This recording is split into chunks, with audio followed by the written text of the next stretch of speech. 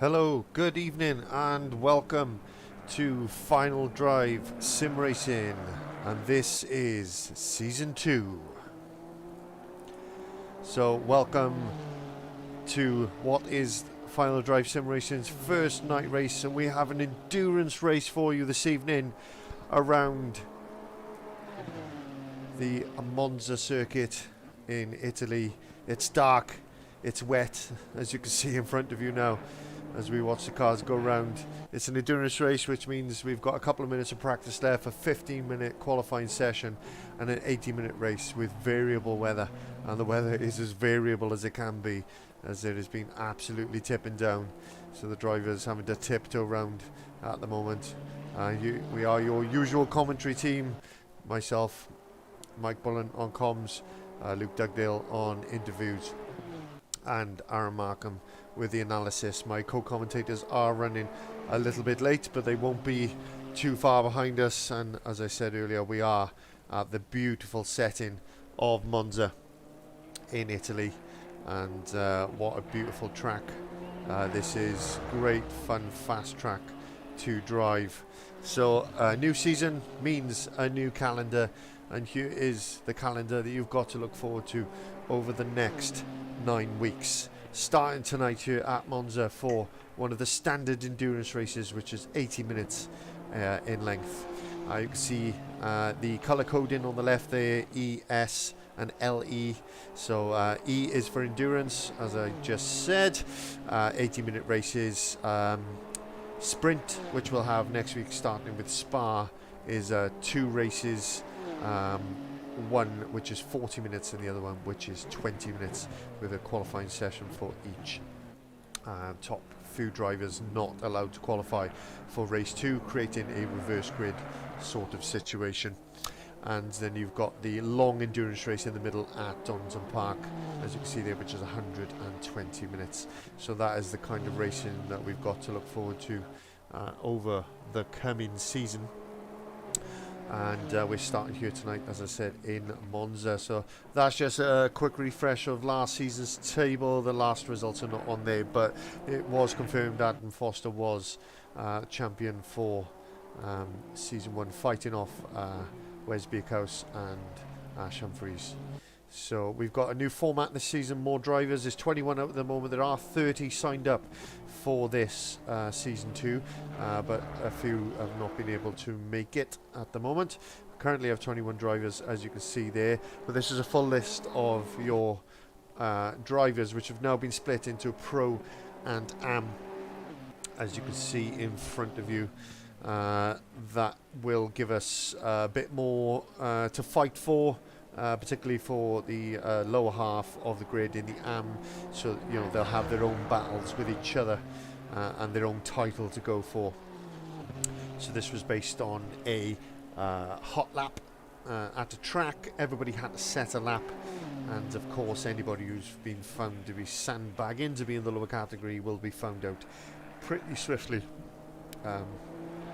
with these guys. So I am, as I said, waiting for my co-commentators. They've been delayed with work, so they will be joining me as soon as they can. But at the moment, as you can see, there's just me. Hello and welcome back. We're back! Final Drive Sim Racing Season 2.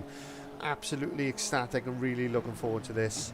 And we can see the times there from the top 15 drivers at the moment in practice, which is just coming to an end. And as you can see, Scott Balsillie with a 57.8, which in these conditions is pretty damn fast. And lots of different cars and manufacturers which we'll go through. It's not the BMW McLaren Fest we had last season. It's very much a wide open grid this season, with lots of different cars and lots of new drivers as well. So we'll do our best to give everybody as much coverage as we can over the next 2 hours or so. So there you have it, and just waiting for this practice session to come to a close, which hopefully it just lets the drivers who are out there finish their current lap, and then we get going. So 21 drivers have turned up at the moment, so 30 have signed up, so not too bad a turnout for the first race. A long, reasonably long opening race and treacherous conditions at night, so quite the baptism of fire for some of these guys, and it will be very much a race of attrition to see who can hang on to it. I'm delighted to say we've got a Honda on the grid, which I'm currently following around in Mr. Mefferson there, in the 113 Honda NSX.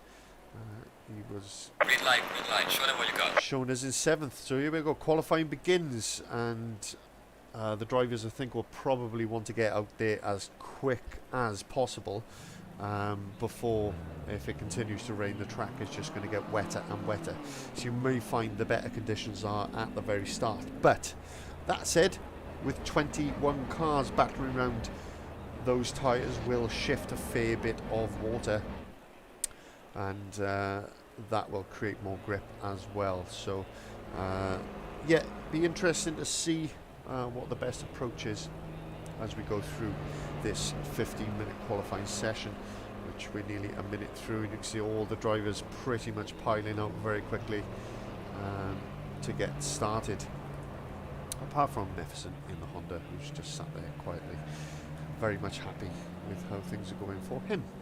So a couple of Ferraris on the grid this season, as we can see, so let's just go through the drivers and we'll quickly cover them. So you've got your number 1, Adam Foster, your reigning champion. The BMW has gone, he's stuck with German, but he's in the Porsche, he's in the Pig for this second season. Very different car to drive, and that'll be a challenge for him. It'll be very interesting to see how he gets on in that car, which has very different characteristics to that BMW which he drove last season. And we've got Aidan Hurt in Elite Team Racing. He's in the Lexus number 95, and there he is. He's a new driver to the league, so welcome. He's in the 95 Lexus, and we'll keep an eye on his progress. Scott Balseeley in the 85 BMW. He returns Baltec Motorsport for season 2. Had some very strong races in the first season, a few issues as well, but very keen to see how this guy gets on now with a full season under his belt.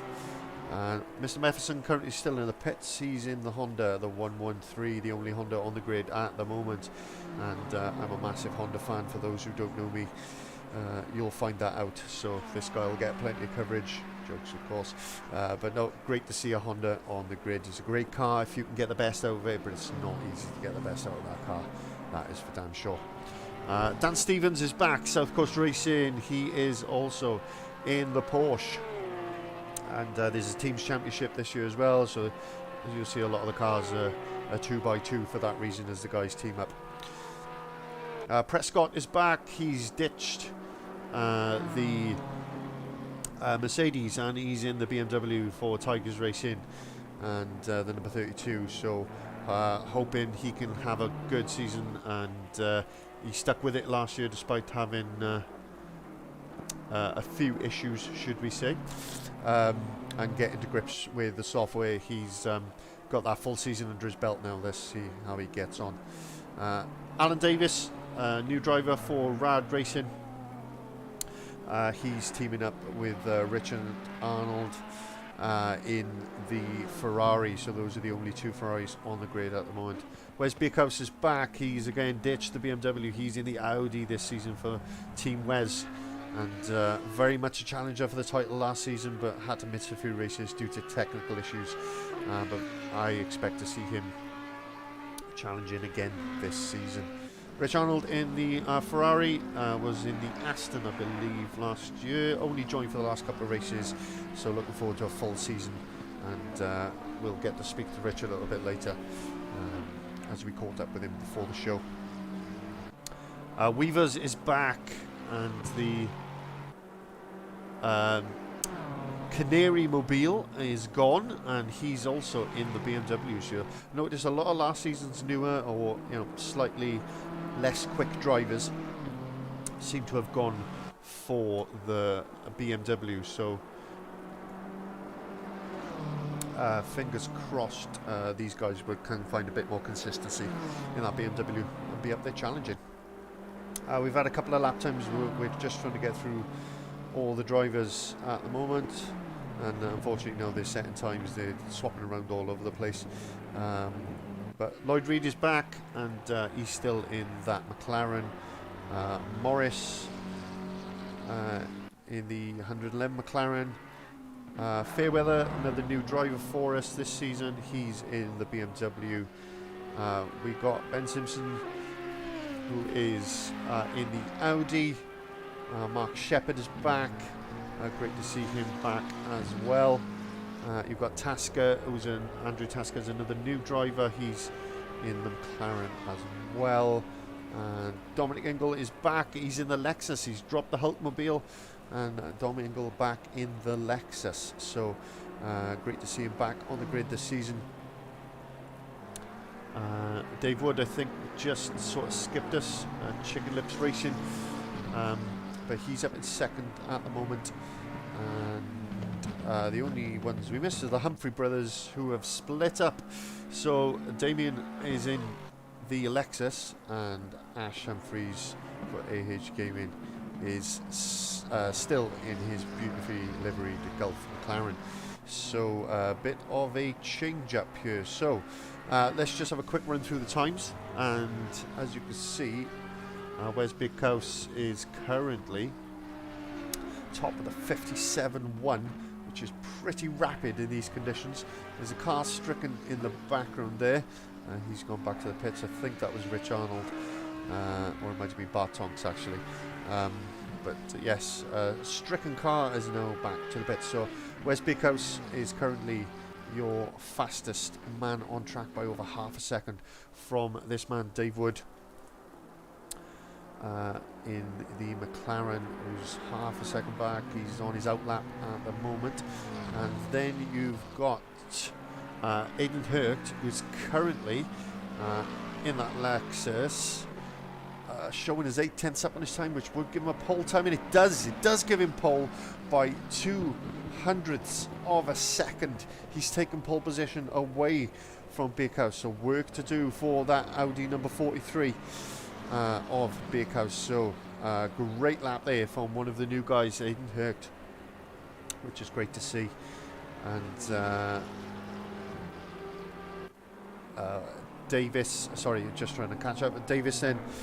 Country showing up on his time, which would put him very close to Wood, ahead of him if he can continue making time the way he has throughout the rest of the lap.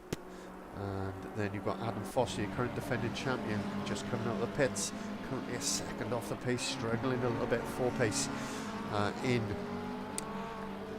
the Porsche. So we are just going to try and find someone who's just about to start a lap. Here we go. So Dominic Ingle, we're just going to jump on board to the interior. He's just going through the final corner, I believe. So just wanted to jump on board and give you a sight of what it's like for these drivers as they work their way through in this weather, in the dark. That is the driver's view, a little distorted obviously. Let's jump on bonnet so you can get a better idea. This is what the driver can see. Hard on the brakes down into the opening two corners, which is the chicane, very famous for accidents. And the driver's sadly want to keep it clean through there. So you want to get on the power as quick as you can and up through the gears as they go through the Curva Grande. Here the car fighting for grip, you're in the traction control, you're on the brakes a lot earlier than you would be in the dry because of the conditions. You want to hit the apex, 1, 2, back on the power, and down to Lesmo 1 and Lesmo 2. Oh, you can see the car washing away there. Will have lost quite a bit of time there. He's still showing on the timing screens that he is up by 6/10 of a second, nearly 7/10 of a second, as you can see on your screen there. Other drivers also making time behind, but not enough to make a big difference. But this could be quite a jump for Ingle if he can get this lap nailed. Heading down to the next chicane, and it's hard on the brakes. You've got to be careful not to be on the power too quickly for you, because you're going to wash out wide and straight into that gravel trap.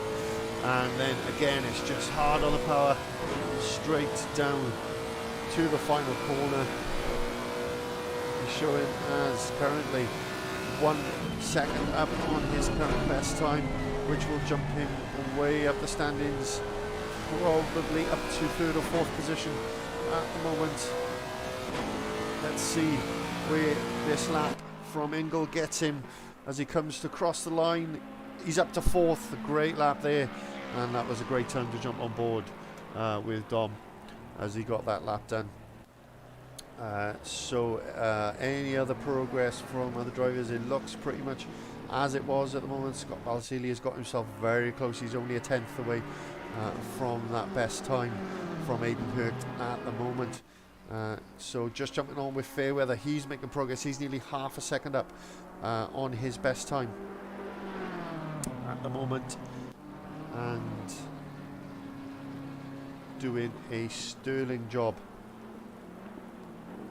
So just keeping a watch on him.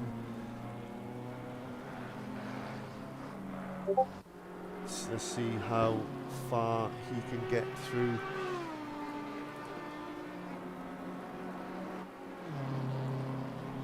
So bear with me just a sec, folks. I'm just going to let my co-commentators in to the viewing, so it'll just go silent for a moment, and I'll leave you watching Fairweather try and improve on his time.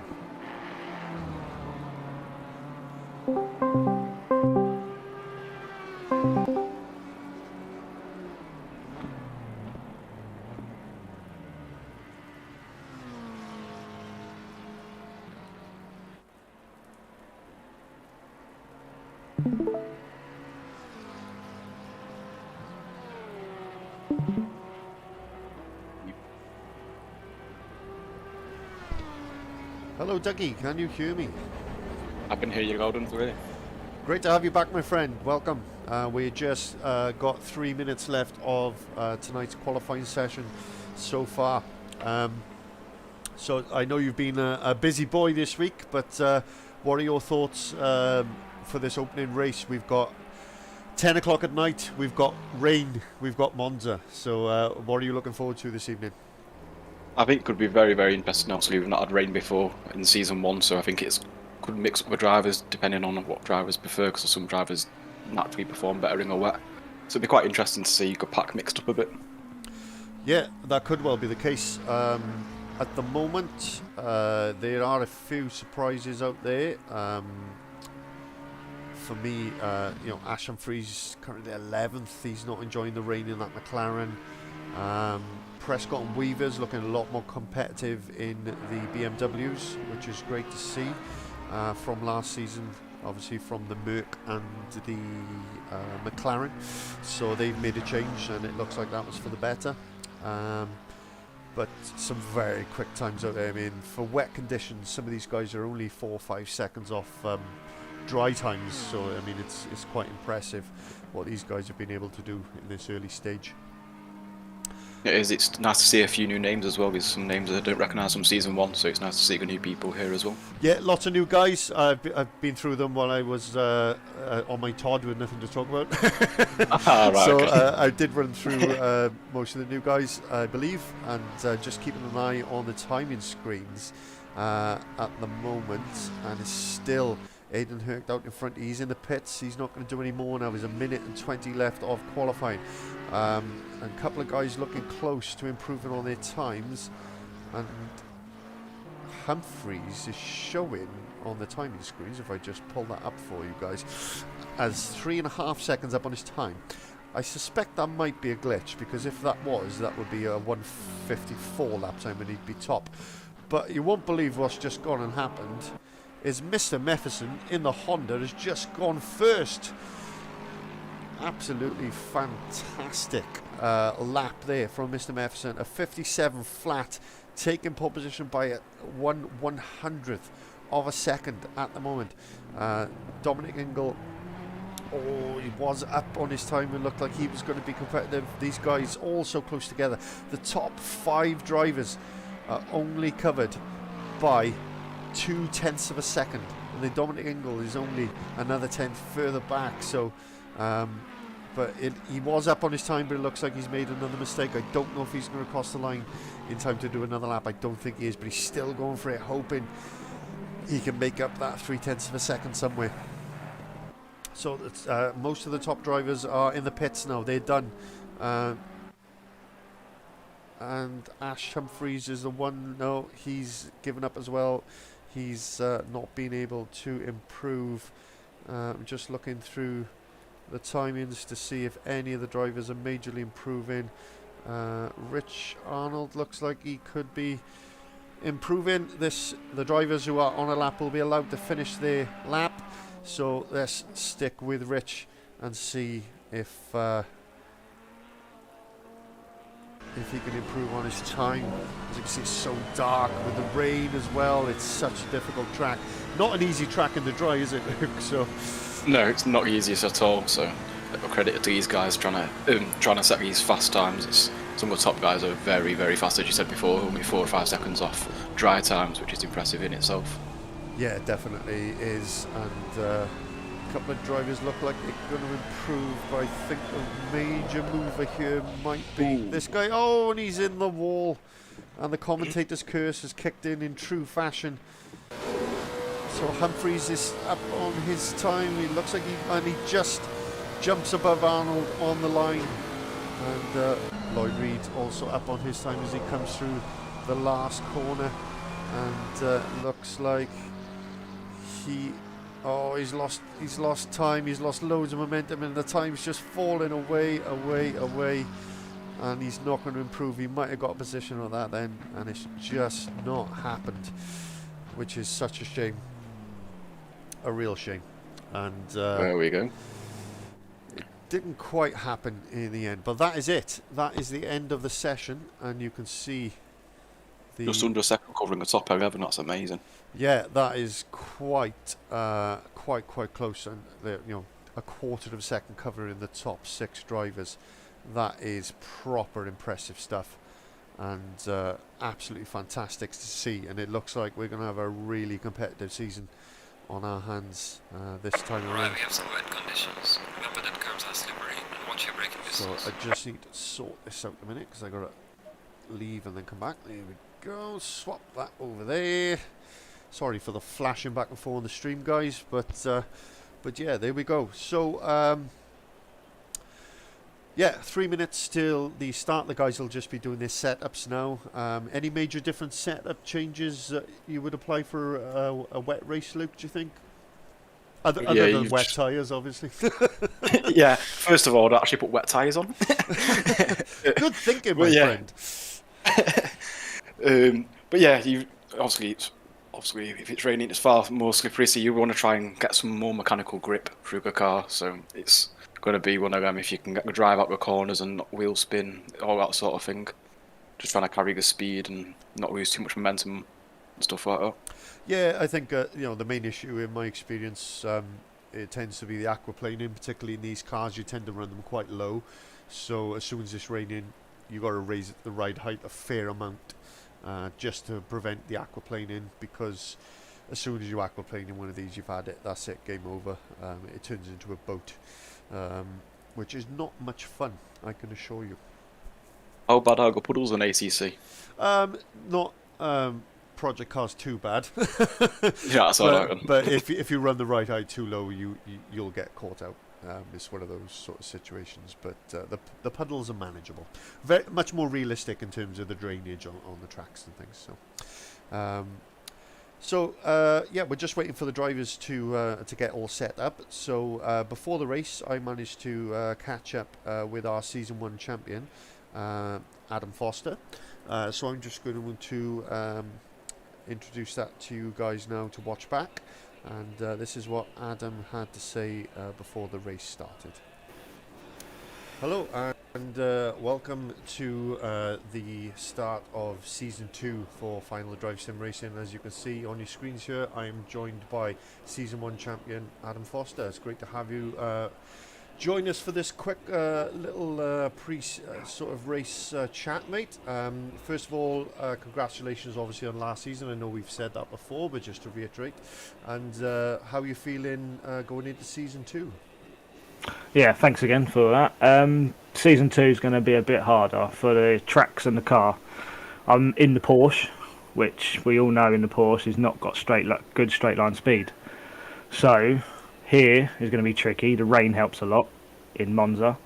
Paul Ricard and Spa are going to be very tricky for my car. So yeah, it's going to be a tough season. I think there's going to be battles throughout the grid as well and throughout the season because, like I said, I'm going to struggle on some tracks and do better on the others.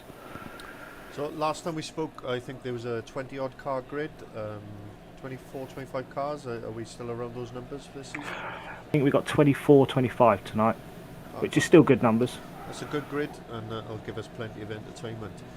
So we're racing at Monza this evening. I believe we've got some dusky weather, some dusky times and some wet weather, sorry, to get my words out.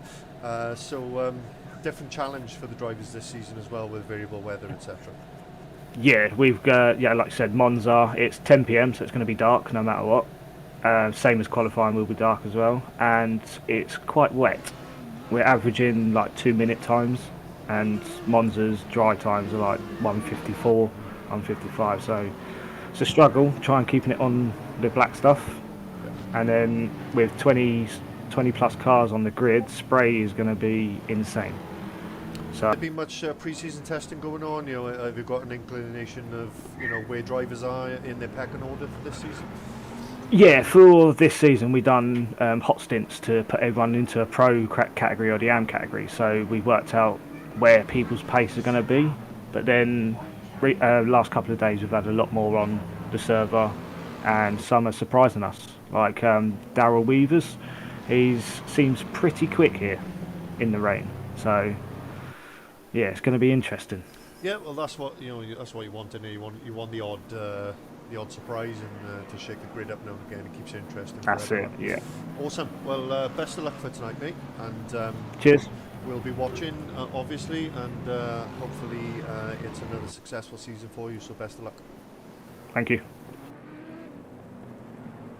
So great to speak to Adam and have a little catch up with him. Not sounding the most confident with his choice of car for this season, Luke. With the Porsche, he's aware of its downfalls, but I think he's hoping in the tighter tracks that he's going to be able to make up for the lack of straight line speed. Yeah, definitely. It's going to be a big change from the BMW where last season he really did put on, really dominated the season, I suppose you could say, and obviously won it, I think, a round or two early. So you can see how well he was able to drive with BMW. So it would be a good challenge for him in the Porsche. Another thing he actually mentioned I didn't think of was spray. I didn't think about that at all. Yeah, I mean, we don't know what we're even going to be able to see on the first two laps when the cars are close together. We might have to go to helicam a fair bit to be able to actually see anything through the spray, but we'll see. So the drivers are on the way around the circuit on their warm-up lap now. We got 22 guys out there all raring to go. So we've got Mefferson on pole position. In the Honda, there's a Honda on pole. I'm the happiest man on earth. Aiden Hurt, another newcomer to the league in the Lexus. The Japanese cars dominating with front row lockout today. Wes Bakehouse, very much a title challenger in the first half of last season until some technical issues, in third in that Audi, and looking forward to a strong race from him. Scott Balsili, another returner who had a good season last year. When he drove well, he drove really well, so he'll be hoping for a strong season in the BMW. Fifth place, we've got Dave Wood for Chicken Lips Racing, returning in the McLaren. Dominic Engel back, he's dropped the Boatley and he's in the Lexus, another car he knows well. I'm looking forward to seeing what he can do in that car. Ash Humphreys back in the Gulf livery McLaren. Our defending champion Adam Foster, 8th position on the grid. As much as he knows this car was going to be limited to, I think he thought the weather was going to be the great equaliser. Hasn't happened. Fairweather 9th, Reed 10th, Prescott in 12th, Weavers returning in the BMW this season in 14th, Morris 15th, Bartonks down in 15th, he won't be happy with that. Damien Humphrey 16th, Rich Arnold out of position in 17th, Stevens in 18th, Shepherd 19th, Lancialotta in 20th, Tasker in 22nd, and Simpson starting from the pit lane. So we'll just get back to the action now because it's about to start at any moment. We'll go to Helicam so we can see as much as physically possible. We've got the green light, and it's a bad start from the Honda. He was actually taken off the line there by Hurt, sorry, but he's managed to get better traction in the second phase, which has pulled him out in front. And you can see them all trying to be as careful as possible on the brakes. Oh, the Honda's completely missed the braking zone, gone over the top, and he's got no traction on that dirty side of the track, none at all, and he's lost the lead, and he's probably going to lose another position to Birkhouse as well. He does, down to third. He might even be at risk with Scott Balsillie now, but Hurt up into first place due to that mistake from Mefferson in the Honda. So we've got Hurt, we've got Birkhouse, we've got Mefferson is settled down now. Balsillie being challenged by Wood. Balsillie makes a mistake too late on the brakes, so he's going to be under pressure now from Wood. Under pressure from Humphreys going into the double right-hander. And lots of mistakes already just on the opening couple of corners. And you can tell these drivers feeling the pressure of these conditions. Oh, he's very late on the brakes there from Balsillie. Almost took out Wood, who managed to get the move done and gets a position up into fourth. And Mefferson under pressure now from Wood. And Mefferson, despite putting in that qualifying time that put him on pole, appears to be struggling in the opening phase of this race to get that Honda switched on and challenging, and he's already down to fourth position and losing positions left, right and centre. Balsillie now pressuring him right alongside, and you can see Balsillie right alongside Mefferson, and Mefferson's on the inside, and I think he's had to let him go. But they're still challenging right along the straight. There's nothing, absolutely nothing between them, but Mefferson just losing place after place at the moment and unable to do anything about it. But Tonks has made up some positions. He's up to 12th already on the opening lap and having a good start to this race. Oh, challenging right through that corner there. You've got 5 cars all over each other. Balsillie makes a mistake. He's lost 2 positions, and he's about to lose another couple between Foster and Fairweather right on his tail, and Humphreys and Mefferson reap the rewards of that one. And there's just mistake after mistake at the moment, isn't it, Luke? Just costing these guys position. Yeah. Even where you seen, I think it was it Balsillie actually, who fell off the racing line. You could see how much that affected him when he, as you said, when he was just not able to get any traction at all when he's off the racing line. Yeah, these guys really struggling to keep it going in the right direction, and the conditions causing absolute mayhem in the early part of this race. Oh, and we've got a car off in the background, and I think it's Fairweather. It is Fairweather. So we're just going to pop back 30 seconds to the instant replay, see if we can see what happened there. So he tries to go up the inside of Foster. He does go up the inside of Foster very successfully. So I'm guessing he's going to have an issue here. He just ran a little wide. Oh, and he took... Oh, he was lucky. Foster got lucky that that wasn't worse, because that could have been very nasty. So Foster's lost a couple of positions. He finds himself now down in 9th position due to that contact. Not intentional, he just ran wide. Oh, and we got changes for the lead because Wood is into the pits. I wonder if something's happened to him. Let's go back 30 seconds. Let's go back. No, It's not happening. The replays let me down. It's broken. I think we do now a full comms box, so I think Aaron's now here. Aaron, are you with us? Oh, maybe not. Oh, He was here. there's no noise. No noise. Well, there should be. Maybe he's forgotten to unmute himself or something. Yeah, there's been an incident of some sort because Davis went into the pits and lost a load of. Not Davis, sorry. Wood went into the pits and lost a load of positions. Ash Humphreys also in the pits, so maybe they've had a bit of a coming together. But Aidan Herct is your race leader as it stands from Wesbeek House. Mefferson is currently in third position again now after seeming to settle down after having a disastrous opening lap where he lost 4 positions. Davis, one of the newcomers in the Ferrari, and nice to see a Ferrari back on the grid, currently in 4th, and then a whole load of cars all within a second of each other, all the way down to 15th position. So you can see with the timings there just how close all these drivers are in this opening phase of the race. But we are only 5 minutes into an 80-minute race, so this is going to be a fun one, I think, with lots and lots of action. Can you hear me, gentlemen? We can hear you, Here we Aaron. go. Welcome to the Whee! comms box, my friend. Welcome. It always takes 2 goes for some reason.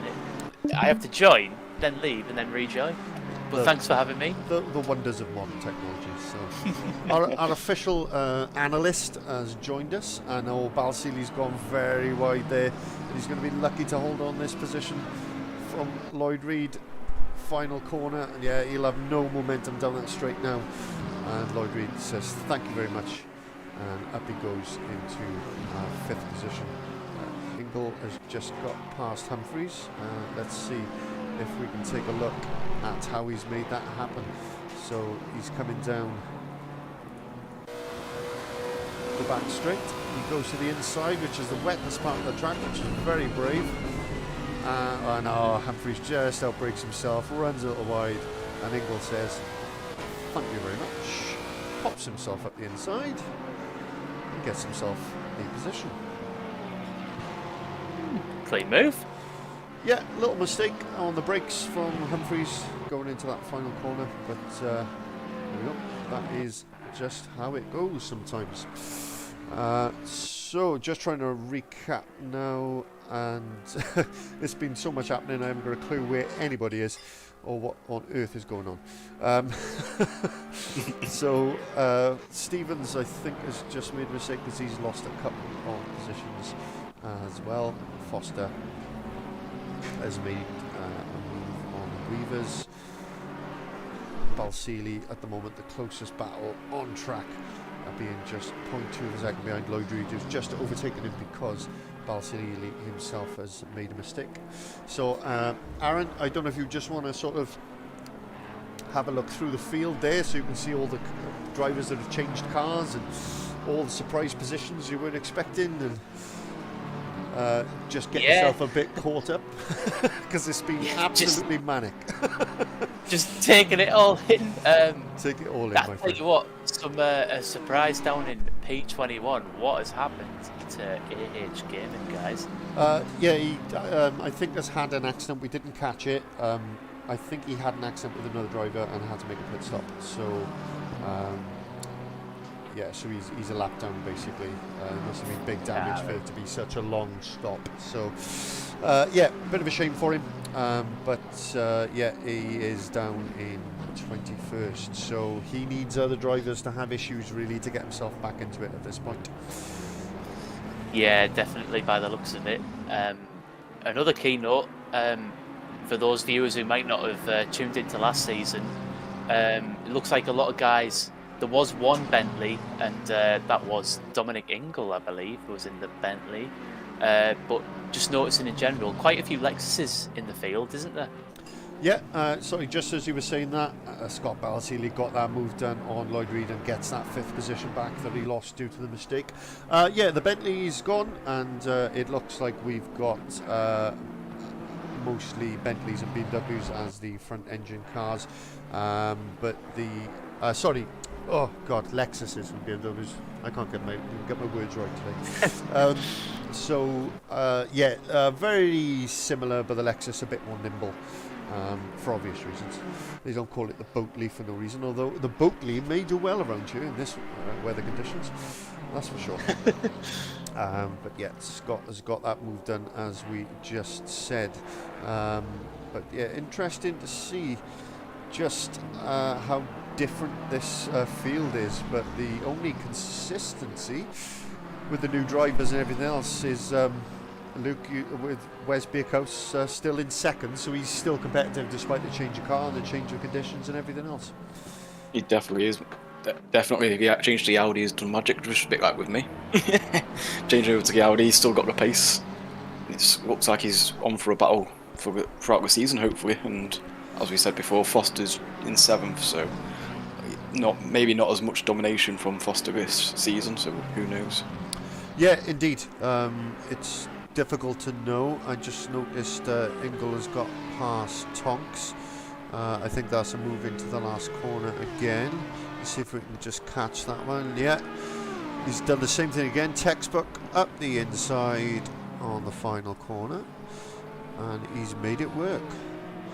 And I'm really sorry, folks, I keep forgetting to press my instant replay button. I don't know why. I've spent all the hours making it, because I keep forgetting to use it. So it's been an utterly pointless addition to the stream so far tonight, because I keep forgetting to press that button. So yeah, I'm just trying to keep an eye on things, but people are swapping positions so much with mistakes and such. It's almost impossible to keep up with who's where. Balsini making good progress on my knees, looking to pressure Davis now for 4th position, so we'll just keep an eye on that one. I'm not sure if we've had an issue with Humphreys, because he appears to have gone down a few positions, but it's hard to tell. I think Lindsay Lotter has just served a drive-through as well, because he had a drive-through penalty, and it looks like he's just served it now. Okay, that's very early to have a drive-through penalty in an endurance race, so a long way to go for him now. It'll be a long race from here on out. Rich Arnold, I notice, has just got himself up a position, so let's take a look at the replay and see how he got that done in the Ferrari. So just coming through the second chicane, a little bit of a sideways Audi in the background there. Rich is still behind Prescott at the moment, so the move is coming. He just ran wide, lost a bit of traction, and Rich said thank you very much, and up the inside he goes. A bit of a disappointing 15th position for Rich at the moment. I know he was hoping to be a lot further up, and Prescott has now dropped behind Simpson as well, who's got past in that Audi that looked a little sideways a little bit earlier on. Dominic Ingle has just got past Adam Foster by the looks of it, so again let's have a quick look at the replay and see if we can catch what happened here. So these two battling down the main straight.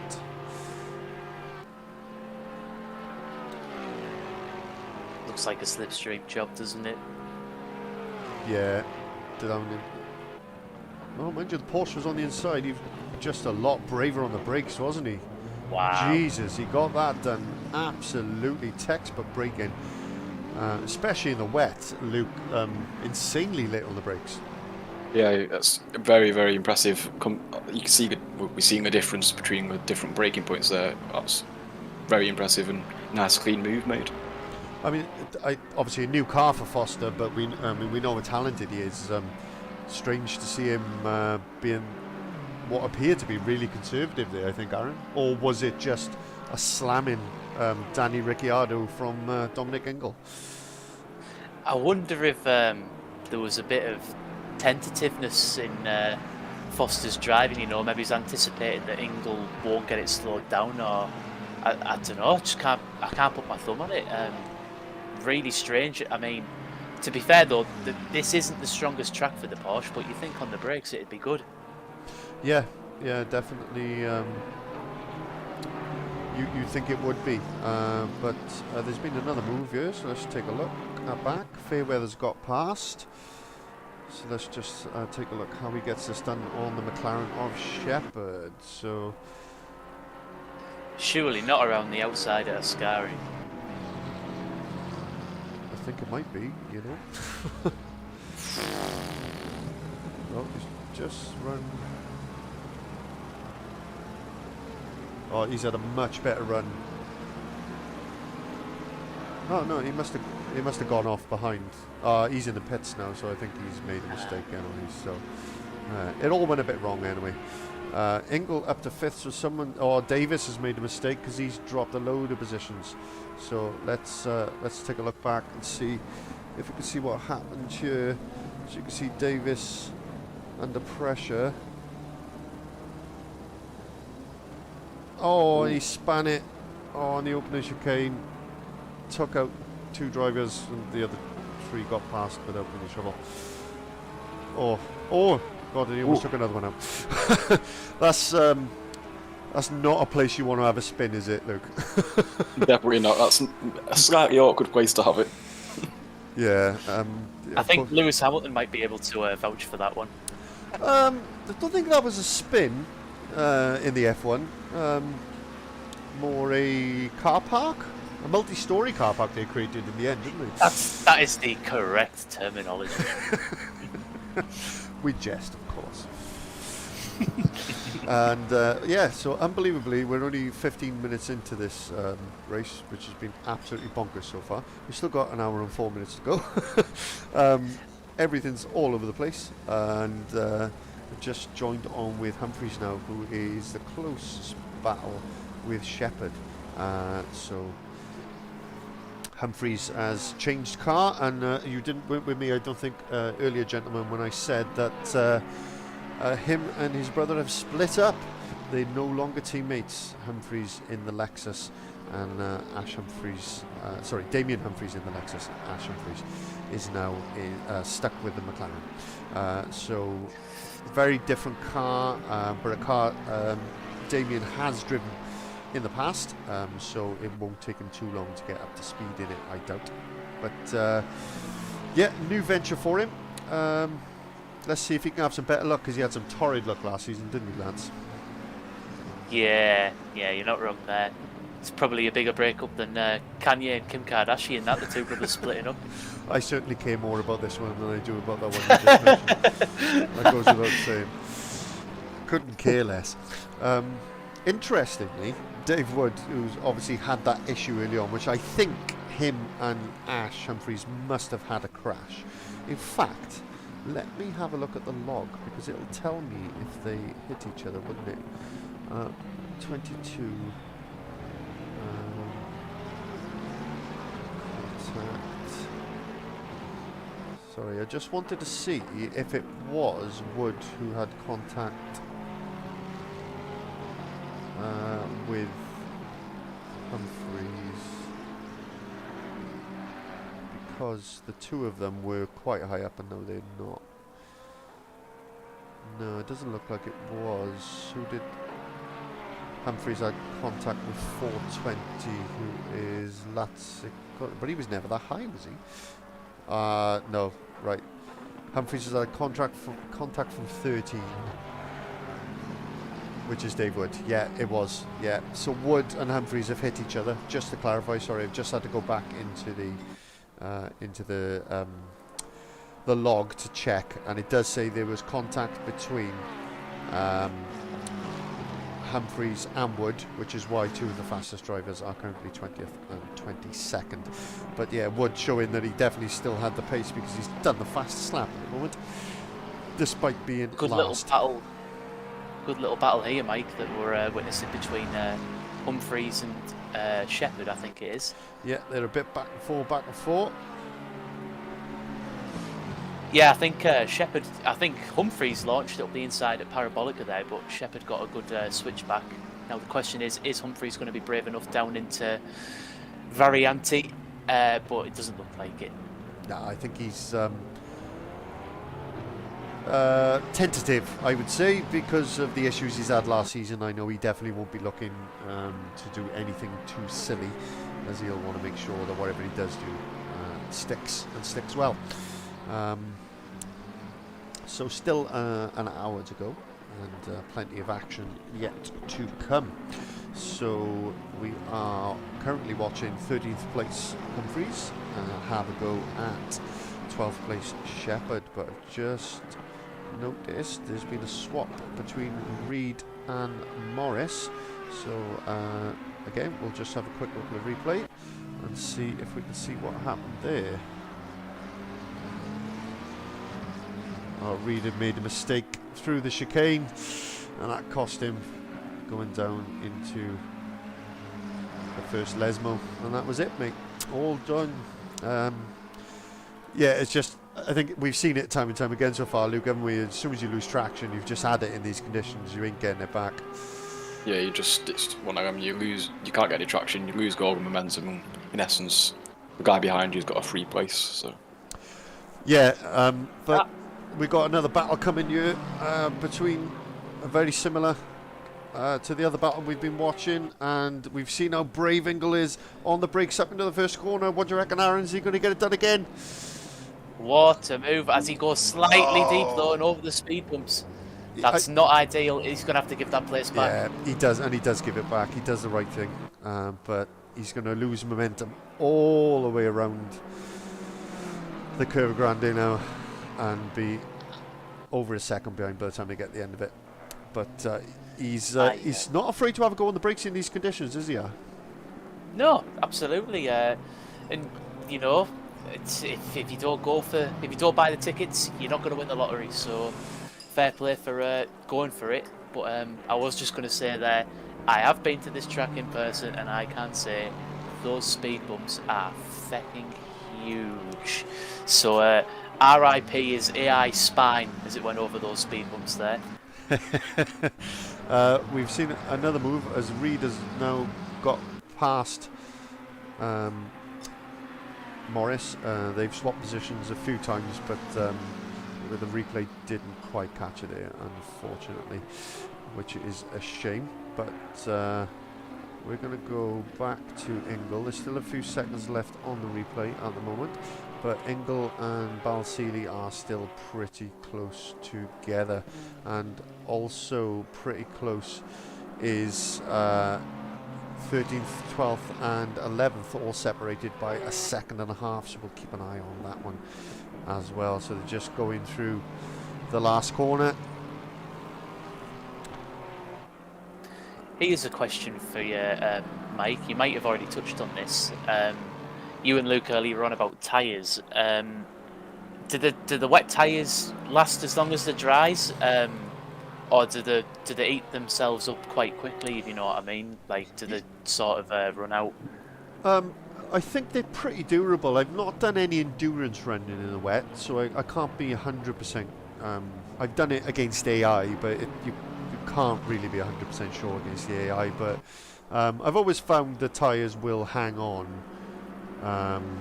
quite well, much like the dry tyres do. They don't eat themselves in the same way that F1 tyres do, anyway, for sure. Got you. And spray as well. Is the spray difficult, especially with it being nighttime? You know, I can imagine visibility is already poor. Is it just as bad as maybe as the F1? I mean, I know these guys have wipers, but I'm just thinking of other factors as why we might be seeing a little bit more errors, if you like, from the drivers tonight. Oh, it's dreadful, the spray. if you're in battles, it's you can't see a thing, particularly in the first two laps when everybody's bunched up. You cannot see a sausage.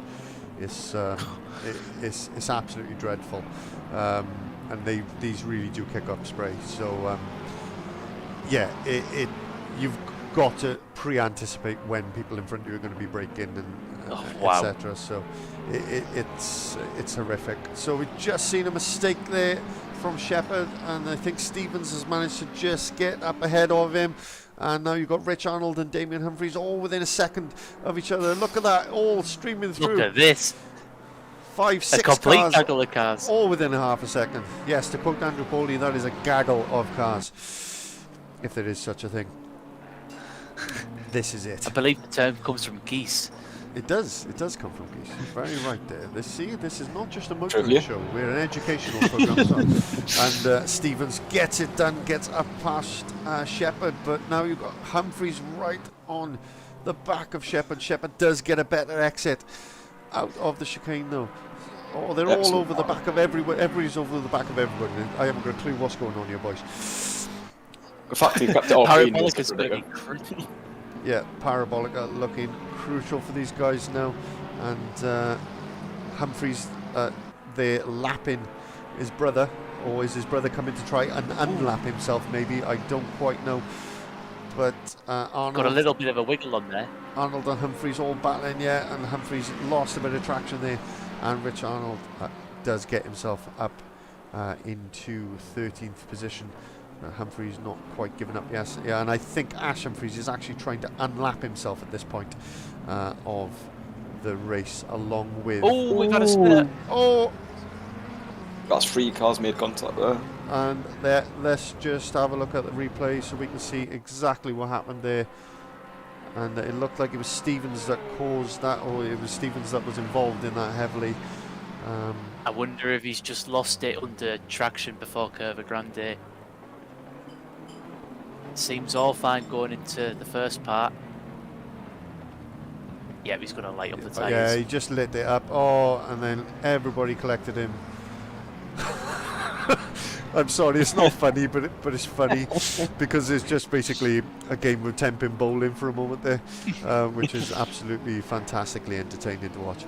But yeah, a bit of a shame there. Collected 5 cars, ruined his own race, and no doubt there's a couple of cars with some damage out there as well. Not what these guys want to be happening. How badly does damage affect race pace on ACC? Is it like, obviously, I know on the F1 game you lose a wing and that's your race over. How much does it impact you? Yeah, we'll come back to that because we can just see that these two are side by side again, coming down in towards the first corner. It's again Ingle versus Balsili. Ingle is just in front. Who's going to be the bravest of the brakes? Ingle's got the inside. Balsili backs out of it, he thinks better of it, and decides not to risk any damage at this point. And once again, down into the first corner. Ingle's got the move done. Textbook stuff again there, Aaron. Yeah. I mean, the primary overtaking spot, and you just got to shut the other guy out of the inside line, and he's done that pretty early on there. So well done, Dominic Ingle. Yeah, cracking move, and we absolutely love to see it. Rich Arnold putting some real pressure now in the Ferrari on Mark Shepherd. In the McLaren again, are we going to see a move down into the first corner? It looks like we are. He's turned in on him, and he just got that a little bit wrong, and he's let him go though, so he's done the right thing. Let's just take a look at the replay. If we just go back, and we're going to jump on board to see what that actually looked like from Shepherd's point of view. Let's see what he can see as, and you don't even know Rich Arnold's there from this view. And yeah, he just didn't know he was there. Nothing malicious. No. He just thought that he'd backed out of it, and he hadn't. So wow, you can see how bad the spray is there. Yeah, it's not fun. That I can promise you. So yeah, Balsili not yet been able to come back. Sorry, it's all gone a bit wrong. It just went black there for a moment. Balsili not really been able to come back at Ingle, but Ingle also hasn't really dropped him either, so he's still within touching distance at the moment. And Damien Humphreys now getting pretty interested in the back of Shepherd's McLaren, the car that Humphreys himself was driving last year. So we'll know its weaknesses and know the places you can overtake, won't you, Dougie? Definitely. It helps if you know the driver in front. You just know where you're in essence guaranteed to try and make a move, or if you know the driver and you know how they drive, you've got a massive advantage if you're going to make a move. Yeah, that was very technical of me and very well said by me, wasn't it? Absolutely butchered it. It's been a long week, mate. It's been a long. It has been a long week. Anyway, you had a question. Sorry, mate. I had to cut you off because we had some action. So. Damage. How much does it impact your lap times if on ACC? Is it? Yeah. So the damage actually tells you sort of how much it costs you per lap and how much it's going to cost you in the pit lane to fix it. And I mean, generally, if your race chief says to you, you've got, I quote, light damage, that normally means that's going to cost you a quarter of a second a lap. But that isn't so much an issue as much as if you've got damage on the front, your front tyres are just going to get absolutely ripped to shreds. So that's more of an issue, is not so much the damage itself, it's the damage that the damage does to the tyres, if you sort of see what I'm trying to say. Yeah, I get what you think. That tends to be the bigger issue. So although you don't lose too much downforce, you do lose a lot of performance in tyres.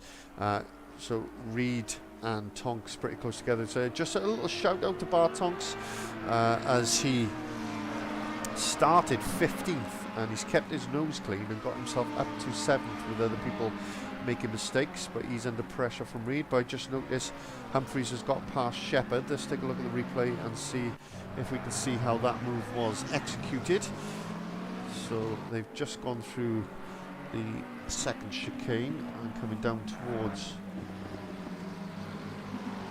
Lesmos. Shepherd just got it wrong and hit a wall, and Humphreys picks up the easiest overtake he's going to get in his career. That is for sure. So textbook stuff. And Reed has got past Tonks. So again, we're going to chuck the replay on, go back 30 seconds to see if we can see what happens. So these two battling through the Parabolica. So I think it's going to be another turn 1 bonanza here, Aaron. Yep, into everybody's favourite. I think it's the Rettifilio chicane, as it is correctly, appropriately named. Yeah. Yep, straight into a turn 1, late on the brakes, shuts off the apex, clean move. Job done, as they say. But Tonks coming right back at him, he's not letting him go, and Davis has come back into this battle as well. So while these two are fighting, Davis finding some pace, and Tonks gets the move done up the inside of the Lesmo, and there he goes. Lesmo won, and he's back up into 7th. So great little three-way battle between these guys. Brewing. Hopefully it'll give us some good entertainment over the next few laps, Luke. It's not really, we love to see battling. It's entertaining, as you said before, with the accident. Obviously, if you don't like to see it as a racing point of view, but it does make it entertaining if there's a few offs and a bit of contact. Yeah, I mean, it's good to watch. It's not good for the drivers involved, obviously, but and Tonks has got that all kinds of wrong, and now he'll lose that position again to Reed, who gets himself back up into 7th, and Tonks back down to 8th. Davis is still there in the background, having a little look, and he might get a run on Tonks now, who's run a little bit wide. Could be a turn 1 move, Mike. Yeah, he's got a bit of a run. He's got a slipstream, but it doesn't look like he's closing up that much. Let's see. If he does do a move, it'll be a really late dive. Yeah, no, he's thought better of it. He thought, I'll just size him up and go for it maybe on the next lap. So things appear to have calmed down just slightly. So we'll just have a quick run through the running order and take a breath, because it's been pretty hectic from the very start of this race. So your number 95 Lexus, Aidan Herc, is currently in 1st position, and if we just take a look at the timings while we do this as well, you can see the gaps between the drivers, and you can see he is currently just shy of 8 seconds ahead of Wes Beerkaus. Mr. Mefferson is currently in 3rd in the Honda, and it's great to see a Honda in a podium position. He was our pole position man, but he really struggled for pace in the opening couple of laps. He's settled down now, but he doesn't appear to have the pace to really challenge the leaders. But we're yet to have the pit stop phase yet for refueling, etc. So that will all add a bit of drama, as it always does in these endurance races. Dominic Engel returning this season in the Lexus this time. He finds himself currently in 4th position after qualifying, I think, in 8th or 9th. So he's made good progress, kept his nose clean. And he's had some good battles with this man, Scott Balseeley, who currently sits in 5th position, 2.5 seconds further back. And in 6th place, Adam Foster qualified in 8th, and has got himself up into 6th. New car this season, new challenge, not a track that's suited to the Porsche Pig, so he finds himself in 6th at the moment, and not really able to challenge the front guys, so definitely a different challenge for Adam Foster for this season. Lloyd Reed having a very good race in the McLaren, finds himself currently in 7th position. Bart Tonks in 8th. We've seen him just make a mistake a few moments ago, under pressure at the moment from one of our new boys, Alan Davis. No, it's not Alan Davis the comedian, it's Alan Davis the racing driver. G Morris in 10th place, another new driver, and he's in the 111 McLaren. Rich Arnold returning this season, and he's in the Ferrari with his teammate Davis, and he started 16th. He had a bit of a stinking qualifying, couldn't put a lap together, but he's made decent progress so far, and still a long way to go in this race, as we're not quite even at halfway yet. Damien Humphries, another who's managed to keep it pretty clean, apart from being collected by a couple of other drivers here and there, but he's got himself up to 12th, and Simpson is currently in 13th, returning this season, and he is in the Audi. And Weaver's just going into the pits. That could be our first scheduled pit stop, I believe. So he's got himself up into 14th at the moment, and looks much more comfortable in that BMW than he did in the McLaren for last season. Fairweather currently in 15th position, or now up into 14th due to Weaver's pit stop. Lanzillotta from the USA apparently in the McLaren is currently in 15th. Shepard in 17th. Tasker, a new driver this season, in the 720 McLaren. Dan Stevens returning, he's in the Porsche, he's in the pits at the moment, which he's 4 laps down, so I think that's going to be for damage. Prescott also in the he's pits. disqualified. I think Dan Stevens is disqualified. Oh, he's been disqualified. Oh, okay. I didn't spot that, so well done. Yeah, I can see that on screen now, yeah. So he's been disqualified. Oh, so he's done something really bad. We'll have a look at the incident sheet in a moment, see if we can see Ash Humphries also in the pits again, and looks like he's losing the will to live at the moment. And I can't say I blame him. So Foster's gone into the pits, so he's in for his first pit stop. So a couple of people have made up a few positions temporarily. So the pit stops are coming thick and fast now, guys. Always throws up a bit of carnage. What do you think you're going to see, gents? Aaron, you go first.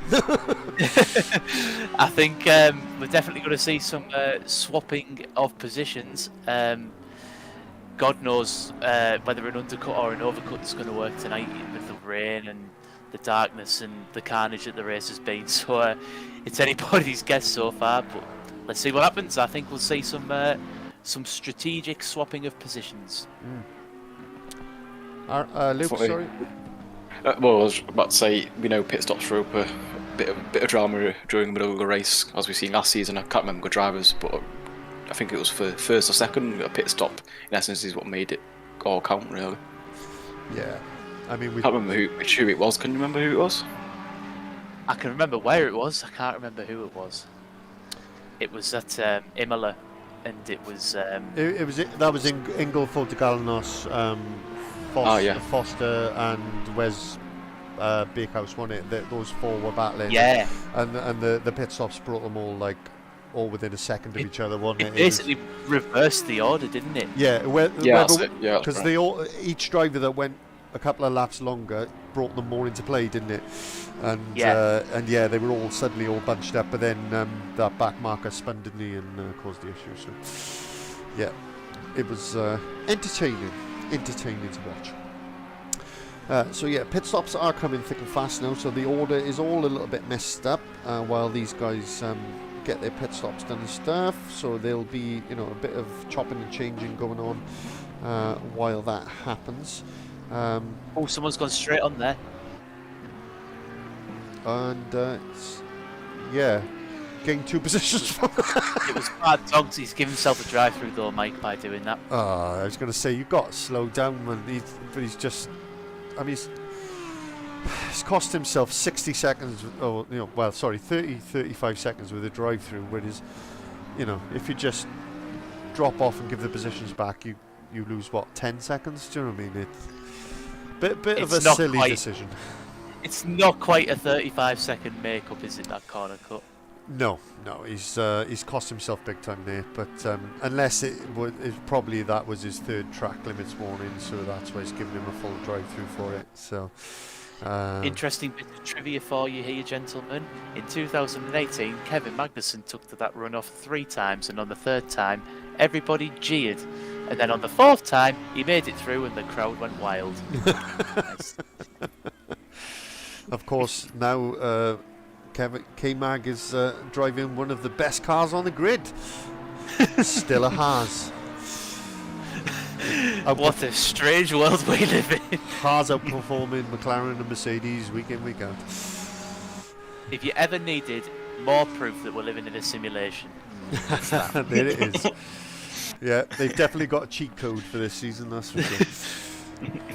But Anyway, back to the GT racing. back to the GT racing. We've just passed the halfway mark, gentlemen, so we've got 40 minutes to go, and that's Tonks coming in either for his pit stop or his drive-through, one or t'other. He's got to do both, unfortunately. He can't serve one at the same time as the other. He's got to do them separately. So let us have a look. I tell you who is getting... Mefferson looks like has had a big issue in the Honda.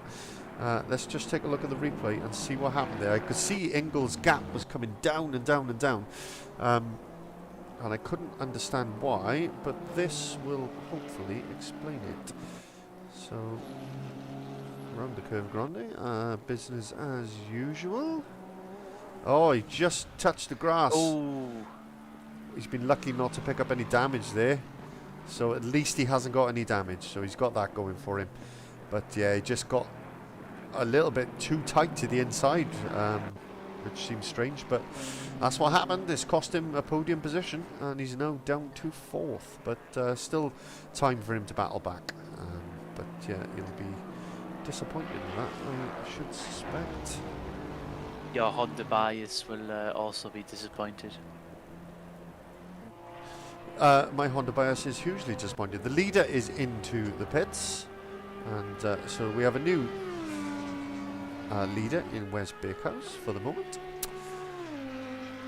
And yeah, Aidan Hurt, the sort of default leader once the pit stops are sorted out, had about a 14-second gap, so a fair gap.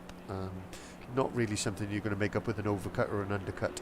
And as you can see, most of the top guys now coming into the pits and for their first stop. So a bit of a change at the front with the front two. Richard Arnold's also had a disqualification. Oh no. Dear, we've had 2 disqualifications now, which is a huge shame. It must be all to do with track limits. Yeah, you've got to do something pretty bad. Like to get a disqualification, you've got to abuse track limits 3 times and then not serve your penalty in time. So that seems really harsh. I can't say I've seen anybody do that, but there we go. I don't know. And You've stumped me anyway. And I didn't see a drive-through come up either. do you know what I haven't talked about, gentlemen, for about this start of this new season? Features that I've found on the software. We remember the wonderful software we have that shows us the timings and allows us to do these wonderful replays and everything else. Well, I've just discovered if I go into the bit which shows me who's hit who in the contacts, I can watch a replay of it. Wow! I can press a button and say, oh, that was the contact, and then I can watch a replay of it. Shall we have a go and see how it works? Yes. So I've got some Yeah, why why not? not? Why not? So we're just waiting for the guys to sort themselves out with their pit stops. So I'm going to go back and have a look at the Wood versus Ash Humphreys Gaming contact, and let's see if we can see what happened. So I've just clicked the replay button. Here it comes. Don't know how long this lasts for. It lasts for another 5 seconds. Oh, that was it. The tiniest little bit of contact. Nothing at all. I suspect that's not what caused Ash an issue, is it? But that's great to That know. was 99 front end, red damage. He needed to pit from that contact. I mean, he barely touched Race it. ended. It was absolutely ridiculous. I suspect that wasn't the one then that wiped Dash out. Maybe, as sorry, we just see that Balsili is making his pit stop and Bakehouse is making his. And already Aiden Hurt about to retake the lead. And he's got a sizable lead, so he just needs to keep it sensible and clean at this point. So there's another contact that I've seen involving Humphreys. So maybe that is the one that caused him to have to make the pit stop. Let's have a look at that one.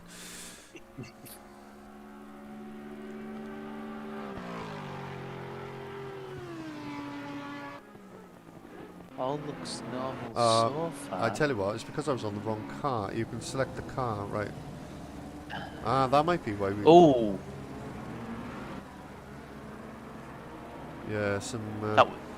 just that having a was look. all sorts of wrong behind there, Yeah, though, wasn't it was. Yeah, so you can actually select the cars as well. So I didn't realise. Yeah, so we just taking a look back at some of the incidents that we have had so far. And good to know that we can go back and look at them at any time. But you've got to remember to click on the car that's involved in the incident. So... In essence, we could have a little segment where we just look at like a crash montage during a race. yeah, why not? Yeah, why not? Yeah, they were... A highlight reel, but for crashes only. Yeah, but that's good to know. So if you ever see that there's been some contact, gentlemen, we don't even need to use the live replay button. We can go back and look at any of those at any point in the race. Just remind me to click on the drive that's actually involved in it. But yeah, what wonderful software. Absolutely fantastic. Love it. And it's all free. So it basically just selects that time frame of the instant replay and I can go back at any point. So that's good to know. So Morris hasn't made his pit stop yet, I don't think, because he finds himself currently in second position. And I mean, he could try and go to the end and then do a splash and dash, but you don't save anything with pit stops. And as I say that, he goes into the pit for his pit stop. So 60 seconds, so I'm expecting him to come out just ahead of Fairweather in 13th position. Will probably be about right as he trundles down the pit lane. So Aiden Hurt still your race leader in first position in the number 95 Lexus. Wes Bighouse still second place in the 43 Audi. Dominic Ingle still in third in the 46 Lexus. Bart Tonks now up into fourth. How is he up into Someone's gone fourth? straight on. Oh, of course, he's only done a drive-through penalty, hasn't he? He hasn't done a pit stop. And yeah, what happened there? Somebody else did a straight-on job, did they? Yeah. Must have been one of the back markers. Now, Rich Arnold is showing that he's back in the race now, and he hasn't got a disqualification. So I think there may be a little glitch in the game, gentlemen. And Stevens is back as well. Yeah. He's disqualified. Yeah, so I think there might be a little glitch. Do you know what it is? I think I figured it out. I think both of them had incidents and they'd quit to the pits, which I think was showing as a disqualification, but all it does is it freezes you out for 3 minutes and then you can rejoin the race. But I think it's incorrectly showing as a disqualification when all it does is basically penalises you 3 minutes. I think that's what's happening, but I can't be 100% sure. And Was that someone in the gravel there? I couldn't see anybody in the gravel. Oh, Ooh. Humphreys has had an issue. Let's just take a look at the replay and see what on earth has happened to him. So he's just completed his pit stop and he's gone down to the first corner and basically made a complete hash of it by the look of it. So we are looking at the number 22 Lexus of Damien Humphreys. Comes down to the first corner. Just lit up the throttle too quickly and Bob's your uncle. Pirouette. Yeah, you made it look Well, pretty. that'll do it. That'll do it indeed. So just looking through the timing screen, I'll just bring that up so you folks can see it that are watching at home. There aren't any particularly close battles going on at the moment, and the closest about really is probably Foster chasing down Simpson, but Simpson hasn't done his pit stop yet. Mefferson is now behind Balseely, so he's lost some time in his pit stop. So I suspect he must have had a bit of damage. Excuse me, because that has dropped him back a position. So maybe he lost some time in the pit stop. So the guy who qualified on pole now sitting in 6th. I'm sure he's not going to be happy with that, is he, gents? Probably not. No, not what you want. Especially, you know, you've got the pace. There's nothing more frustrating than seeing yourself fall back. Yes, indeed. Morris back in the pits. You can just see there, it's just on board with Mefferson at the moment as he tries to make some progress back up towards the podium positions. But he is 20 seconds off third place now, when he was in third before he made that spin, so he's lost a lot of time. She must have had some pretty bad damage at some point. It's hard to recover when that happens, isn't it, Luke? Yeah, it's well, I mean, it knocks you a bit as well, doesn't it? I suppose it just puts you out of rhythm and off way. Yeah, it's always going to affect your confidence, and it's hard to get back in a rhythm, really, isn't it, Aaron? Once you lose that sort of momentum, it We're doing really well does. tonight, aren't we? Yeah, we're all a bunch of amateurs, guys. We get paid a lot of money to do this, honest. Not at all. Yeah, you lose the momentum, and then of course it's really difficult to get yourself back into that space, isn't it? Back into that groove. Yeah, because you just have that element of doubt in the back of your mind. You think, well, where do I brake again? Where do I turn in? Do I turn in earlier? And you take about 3 or 4 laps to readjust. Yeah, I've certainly found that in the past. Because I tend to make quite a few mistakes, particularly on ACC. So I've got a lot of experience in that area.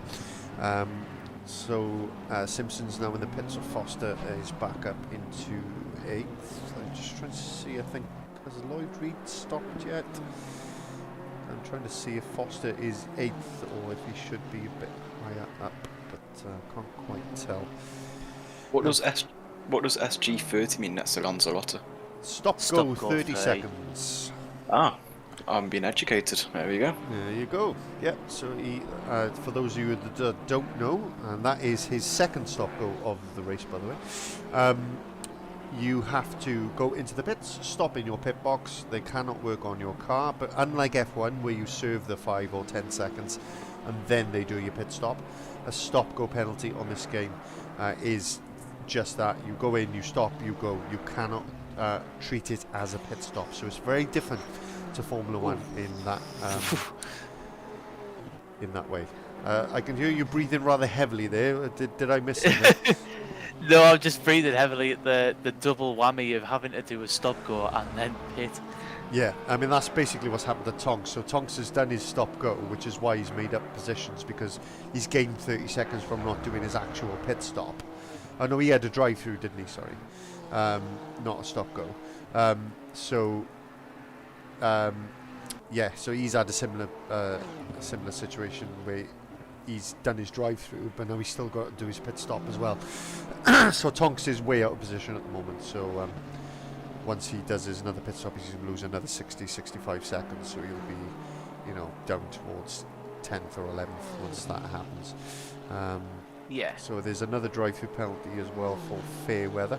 So he's been a naughty boy with the old track limits. And yeah, some naughty boys out there tonight, but jokes aside, the conditions playing a big part. Night race, wet conditions, first race of the season, everyone a little bit rusty. It's definitely playing its part in it, gents. Definitely. Yeah. They're clearly not the Messiah either, they're just all very naughty boys. Yeah. It's, I mean, the realism for the wet, I must say, on this is far superior to any other software I've ever experienced, and they really are the wet lines and the dry lines, and they do there is more grip on the dirty side of the track, etc. So it does take a lot of adapting. So you can see Fairweather serving his drive-through penalty, but doing it on the pit lane side. No, he's serving his pit stop, not his drive-through. So this won't count as his drive-through. Or will it? Or did he just stop for no reason? That was a bit strange, but that's benefited Humphries because he's got himself up into 10th position now. But he's a good 30 seconds behind the car in front. So going to be a bit of a lonely last 25 minutes for him. Not much to report at the moment. Anything you gents would like to discuss? Fairweather's got a stop-go. Oh, and it's just disappeared. I think he's done the old quitteroo. Ah. Yeah, I think I he wonder went if in to do Lanzarote. Sorry, mate. No, Go I on, was bud. just going to say, I think he went in to do his drive-through, but he got a bit confused and tried to do it as a stop-go, which just cost him time. So I think he's done the old, I've had enough of this and I'm off. Anyway, go ahead. I was going to say Lanzarote looks like he's got a 30-second stop-go penalty now as well. P14. Nice. Unfortunately, He doesn't look like he David. wants to serve it, though. I'm sure that's been up there for a little while. I mean, if he doesn't serve it within 3 laps, he gets disqualified, so he needs to get a shift on.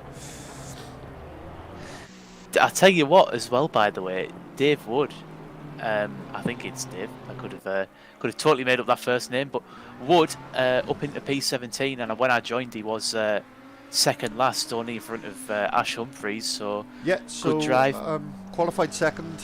Had an incident in the opening 2 laps, which we didn't get a chance to see, unfortunately. In fact, should we see if we can see what that incident was? What car number is he? Number 13, isn't he? So there was contact very early on. That's the only contact he's had, so unless he's had another issue. Let's see if we can see.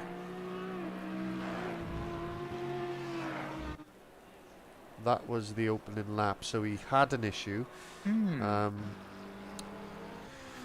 Stopped, got hit from behind and returned to the pits, so it would have done that thing I just mentioned where it cost him 3 minutes, so that is why he was basically dead last. If he's in the driver interviews, we'll have to ask him what happened there, because that was very, very bizarre. Yeah, he just seemed to stop, didn't he, and then sort of quit to the pits, and then he's working his way back through. But yeah, you're right. He's done really well to work his way back, considering he was 2 laps down at one point. I mean, he's 3 laps down on the leaders, but certainly done well to catch up with the other drivers. But yeah, tough old rubber the green there for him. It's not easy to just keep on plodding on, is it, when you're on your own? I mean, we've said this time and time again, and it's brilliant to see I think it was 22 cars when I joined. Very keen guys, not necessarily all close together and plodding on, finishing the race. An 80-minute endurance is a real challenge, so to still have 21 runners is quite phenomenal. Yeah, it certainly is a good showing, that's for sure, and the guys really should be proud of that. Because it's not easy to see it through 80 minutes, and especially for someone like Wood. As you can see, he's purple there. He's got the fastest lap of the race, and he's got nothing to show for his pace today because of whatever that issue was at the start. So that can be very, very frustrating. Yeah, but he stuck with it, and you've got to say, Prescott and Humphries have retired to the pits and haven't been able to get back out. So whether they've got terminal issues that were unrepairable, maybe I'm not sure. Credit to Wood for keeping going. So we'll just have a quick run through of the running order. Try and give everybody a bit of screen time here while we're watching along. No real battles to speak of at the moment, so we've got just over 20 minutes to go, so we've seen just shy of 60 minutes of this race. And game time, it's 11:06 in the evening, and it is tumbling down with rain. And Aidan Hurt has made the best of the situation, and he's currently your race leader, and started third, I believe. Kept his nose clean in those opening laps, and has got a sizable lead now over Wes Beercouse, 16 seconds, and can afford to just bring it home and keep it sensible. And then a further 10 seconds back, you've got Dominic Ingle in the Lexus at number 46, so two Lexus or Lexi in the top three, and then Audi, so a Lexus Audi, bar Tonks, but I don't think Tonks has made his actual official pit stop yet. I think he's only done his drive-through penalty. I may be wrong, I don't have that available on the software, but I do not think he's made his pit stop at this point. And unfortunately, as there's no mandatory pit stop, I can't see which cars have and which cars have not. Scott Balseeley in 5th, is 10 seconds off Tonks, so I think he's a net 4th. With that, Lloyd Reed having a fantastic race up in 6th position in the McLaren. Started to have a couple of strong races towards the end of last season, and it certainly carried that form forward into this season. Maybe under pressure as the race goes on. Adam Foster is eating away at that gap. It was nearly 5 seconds. It's now 3.2, so we'll keep an eye on that. And you can see the gap there, 3.5 seconds at the moment. So Foster definitely has the pace to catch Reed. So we'll keep an eye and see if he can make a move stick there. Mr. Mefferson, who was on pole in the Honda, and I was cheering for joy. A stinking opening 2 laps, cost him a lot of positions, and then a big mistake cost him a lot of time in the pits, and he finds himself currently in 8th position. I'm sure he'll be disappointed, as clearly from that qualifying lap he had the pace for a podium position today.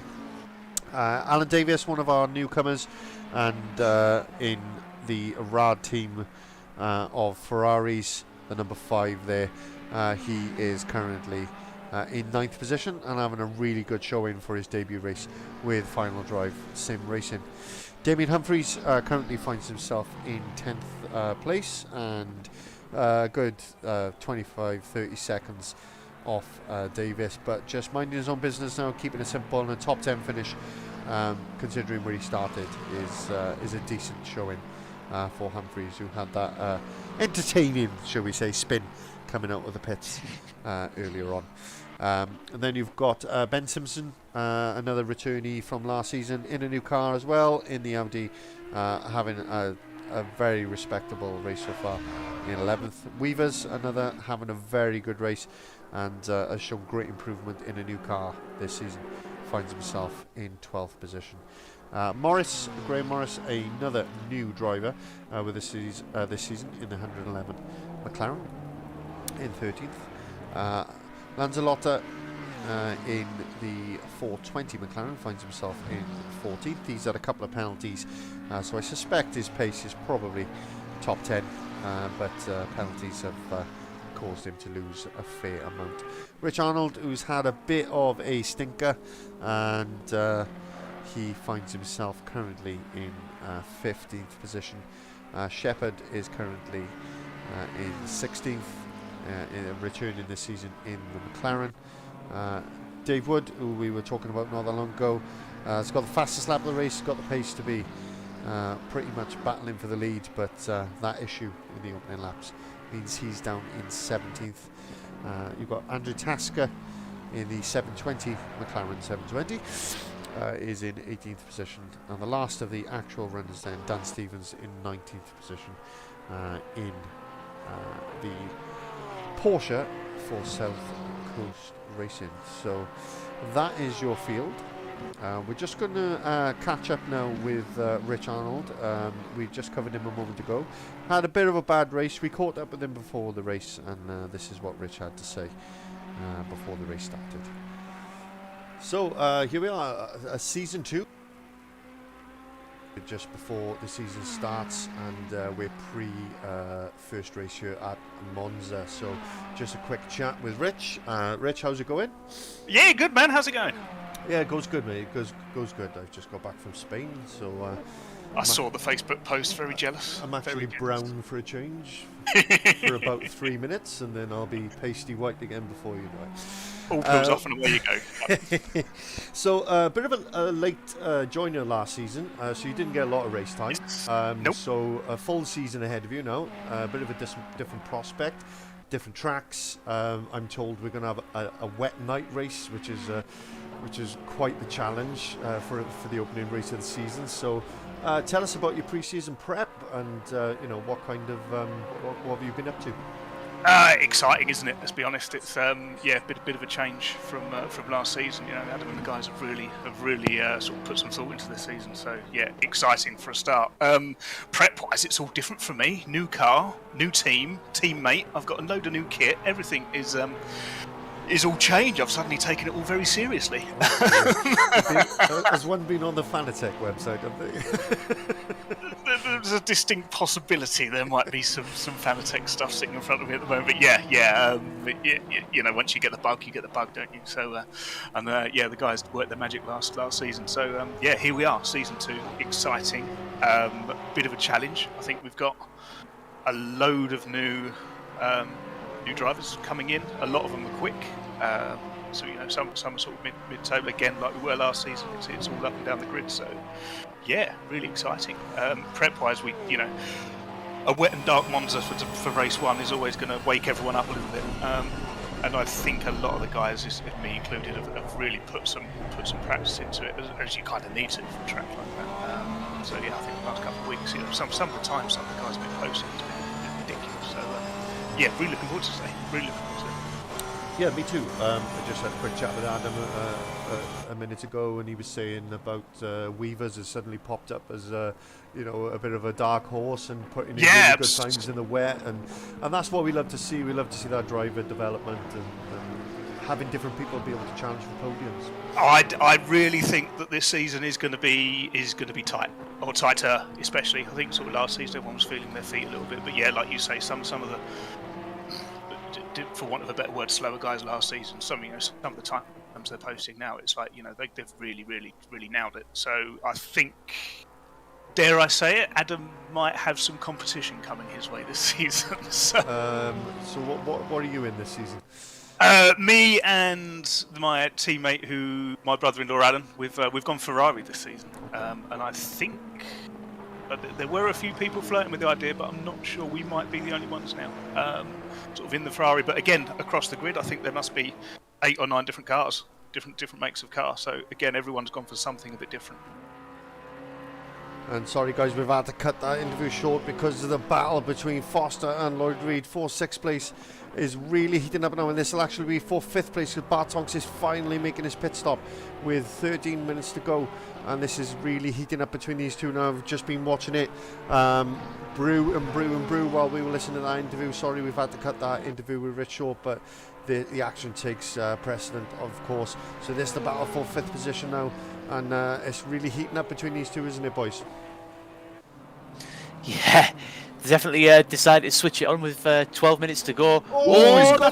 That's Adam Foster. He's caught himself out on the brakes. Yeah, he's got that all kinds of wrong, and it takes it nice and easy to make sure the position is returned fairly to Reed. But yeah, he got that all kinds of wrong. Let's just take a look at the replay and jump on board. He's going to have to do it all over again. So this is what it looked like from Foster on board. Just got it wrong, didn't he, Luke? Yeah. I actually almost think that's an emergency move just to not hit the rear end. I think actually. Good shout. Yeah, it may well be that he just wanted to avoid making contact. So that was the easiest way for him to not bin it, really. Yeah, because I think it was the spray caused a lack of vision, and Adam, in essence, just misjudged it and had to dive up the inside just to avoid contact. Yeah. I mean, at first glance, it looked like an audacious move, but I think you might be right on that one. He was just trying to avoid hitting the back of him, but he's done the right thing, I think, Aaron, hasn't he? Just keep it as clean as possible, really. Yeah, the last thing we want to see, and definitely the last thing Adam Foster wants as a driver, is to have contact this late on and take someone out of the race and ultimately ruin his own race. It'd only be suffering and pain from this point out. So yeah, right decision. Yeah, definitely is the case, and he's got the gap back down to under a second though. I mean, he's definitely got Reed covered for pace, but struggling to make an overtake stick, isn't he, Dougie? Yeah, I think it's just finding that right time to make the move and just maintain. Once you've got the move done, just holding it. That's the hardest thing sometimes to do. Do you think, Aaron, the fact he's in a new car, obviously you can practice until the cows come home, but being in wheel-to-wheel battle with in a new car, do you think he's still sort of finding his feet with the Porsche? Yeah, absolutely. I mean, you don't find you don't master the car over a practice session, do you? You probably mastered the car over 4-5 races of the season. So I think ultimately, even when Adam Foster probably thinks that he knows a lot about the car, he'll still find new things out that'll surprise him. Yeah, and despite the conditions being a bit of a leveler, it's still definitely not a track for the Porsche. Just to make you boys aware and the viewers aware, the Porsche does struggle for straight line speed. And what do you need round Monza, Aaron? I think it begins with an S and ends in straight line speed. So he's going to struggle. So I mean, he's doing well to be competitive, but I think he thought from speaking to him before the race, he kind of had hoped that the weather would be a bit of a leveler, but I think it's proven that the Porsche pig does not like the straight line bits. So he mentioned when I spoke to him earlier, he expected to struggle here, struggle at Paul Ricard, places like that with long straights. So I bet it's an absolute handful as well. Sorry, Lou. No, it's fine. Go on, carry on. I'm going to change this to carry on. I was just going to say, because of how oversteery naturally the Porsche is with the way it is mechanically with its engine, I'm sure that car's not very fun to drive right now. Yeah, I think it takes a certain driving style to get it working for you. But I mean, perhaps that's a question you can ask him in the post-race. Is it a pig to drive?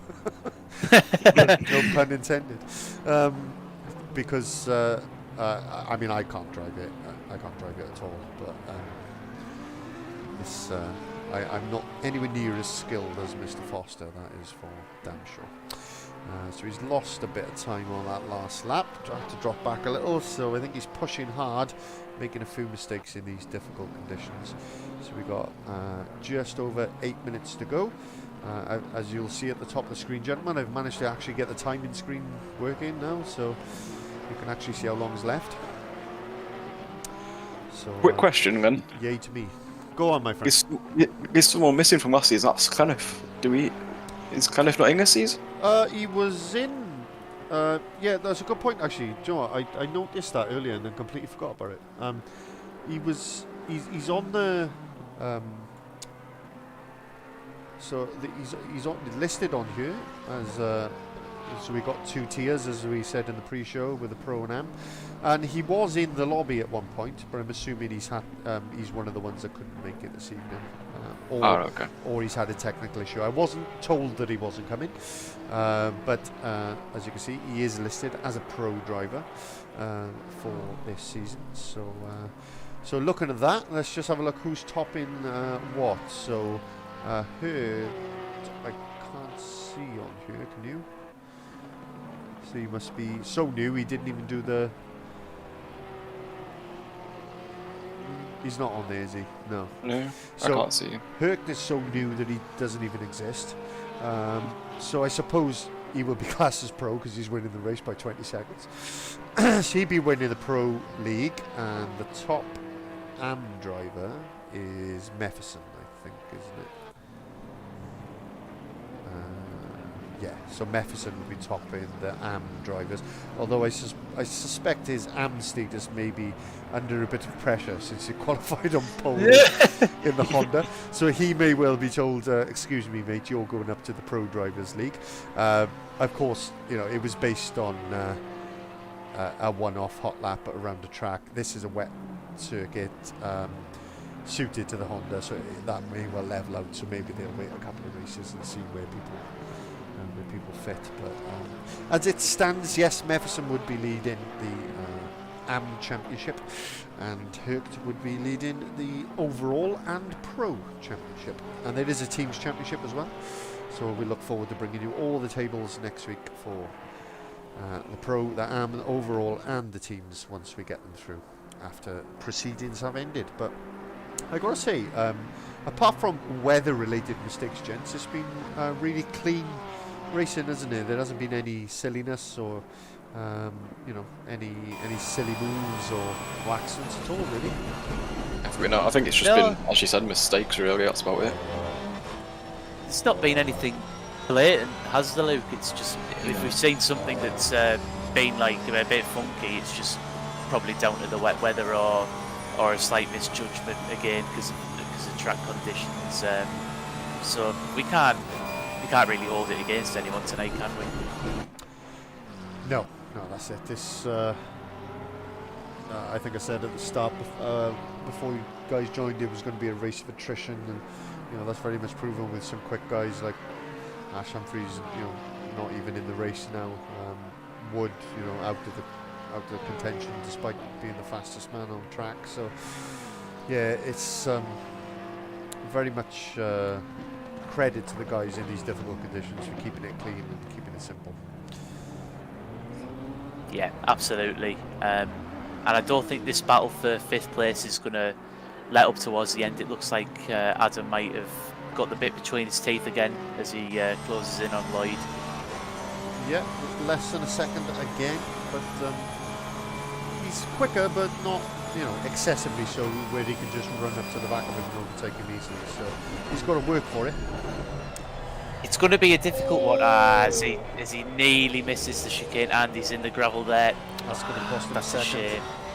I was going to say that it's difficult because he's not going to overtake in a natural aspect of slipstreaming down the straight, because the Porsche simply won't do that. No. So he'd be looking at an overtake, as stupid as it sounds, in somewhere like the Lesmos or even Ascari if he gets a good run out of Lesmo. But after Ascari, from that point onwards, he's not going to get a move in. Yeah, I agree. And I just noticed that these two are pretty close together. So we got Wood and Tasker. Wood going up the inside. Oh, a little bit wide though. A little bit wide. Inside and around the outside. He's taking the Hakkinen line and just following the paint on the outside of Parabolica.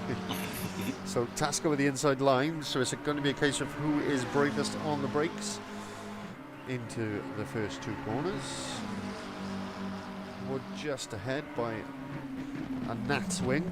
Tasker later on the brakes though, gets it done. And I can't believe he got that slot. That's impressive. Absolutely brilliant. Fair play. Great bit of braking there from Tasker. Shepherd, sorry. Tasker's the other one. From Shepherd, no, it's great bit of braking there from Shepherd. That was some good stuff. We'll just take a look at the replay and jump on board with him so we can see what that looked like. Yep, absolute perfection. Just got it done. Nice. No messing. I don't know what happened though, because Wood seemed to just breeze around the outside of Shepherd there after this, which is a bit strange. Like this, it'll come now. He got the job done there. Yeah, I don't know. He must have hit a puddle or something, I would imagine. Oh, that was going to be one of my questions in the post-race interviews. What were the puddles like? What were the puddles like, and was there a dry line? There's definitely not a dry line, I can promise you that, because it's been consistently raining. And, Lanzarote's got a penalty, that's different. Well, he did have a stop-go for about 17 laps, didn't he? So I'm wondering whether he's actually got penalties or not, because I think these disqualifications and stuff are all a bit... I think the software's getting a bit confused. It's gone Pete Tong, hasn't it? Yeah, I think it's gone a bit wrong. Anyway, we are edging very close, gentlemen, to the end of this 80-minute race. We only have 90 seconds left of it. Foster is still the closest battle on track as he tries to attack Lloyd Reed, and this is going to be, he's going to have one more stab at it, I think. I don't think he's going to be two, because close enough. Sorry. Go for No, it. I was just saying I don't think he's going to be close enough, Mike. But you were about to say he might have more than one lap there, weren't you? Yeah. I think it depends on where the leaders are, because there's a minute left and Herkt is coming down the back straight. Yeah, so they might get another lap after this one. So we'll stick with it and let's see what happens. But Should we discuss any contenders for driver of the day? yeah, so a new feature this season, the commentator's driver of the day.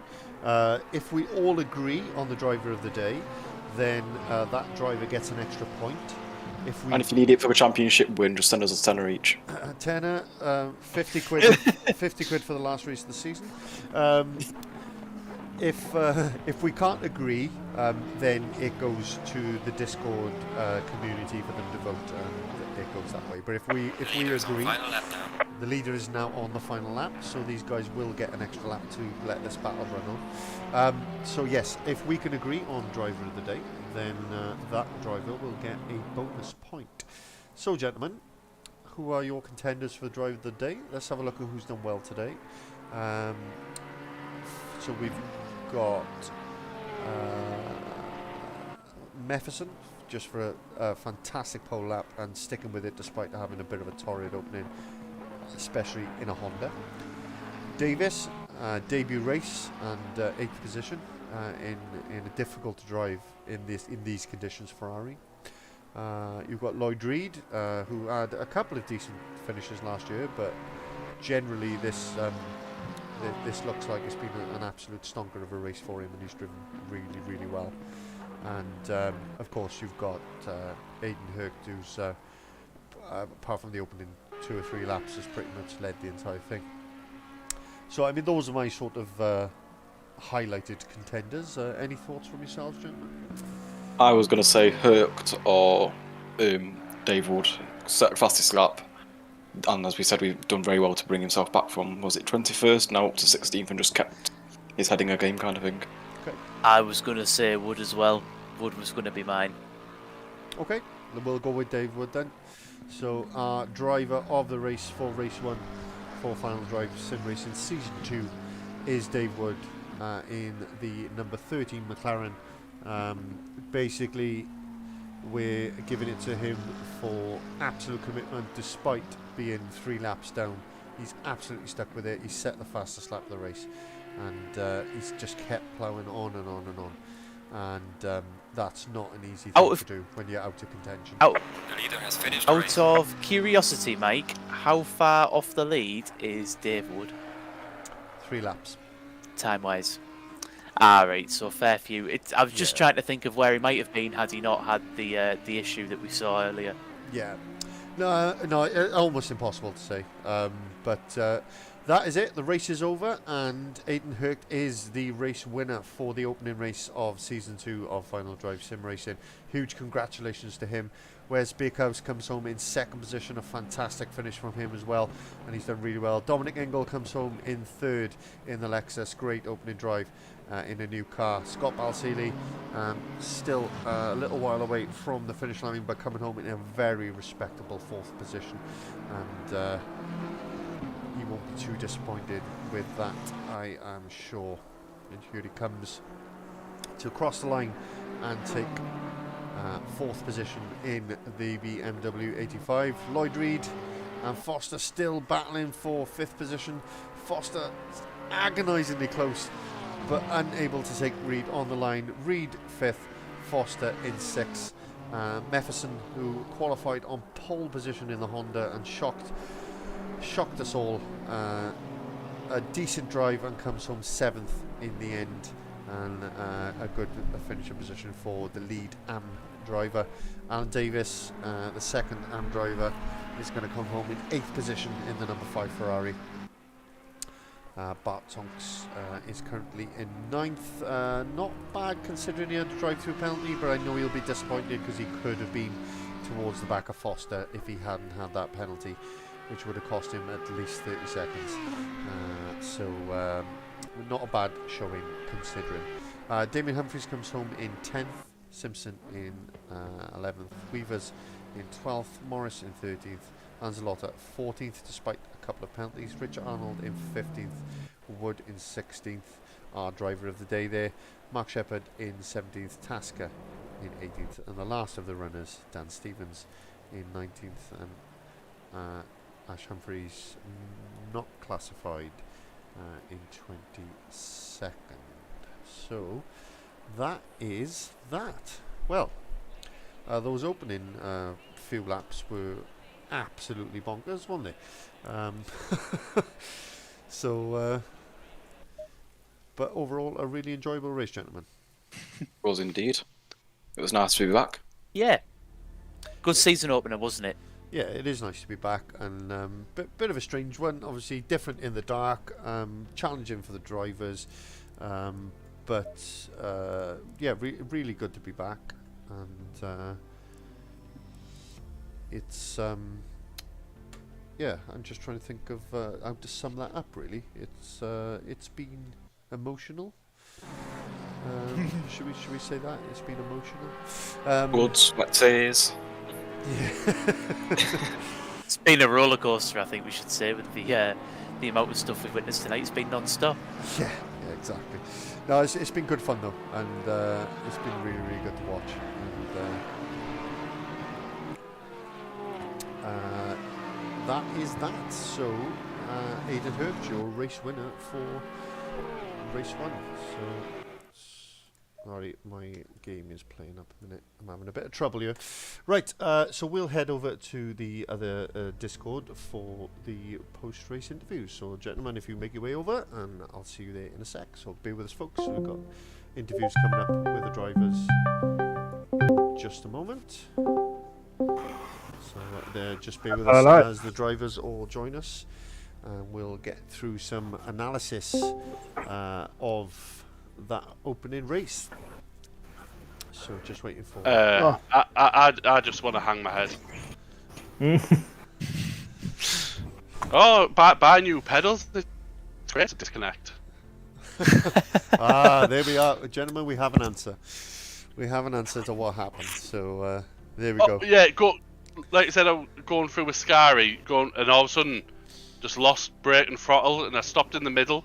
So I had to unplug the USB, replug it back in, reload the software, and then I got a 3 minutes control lock in the pits. So.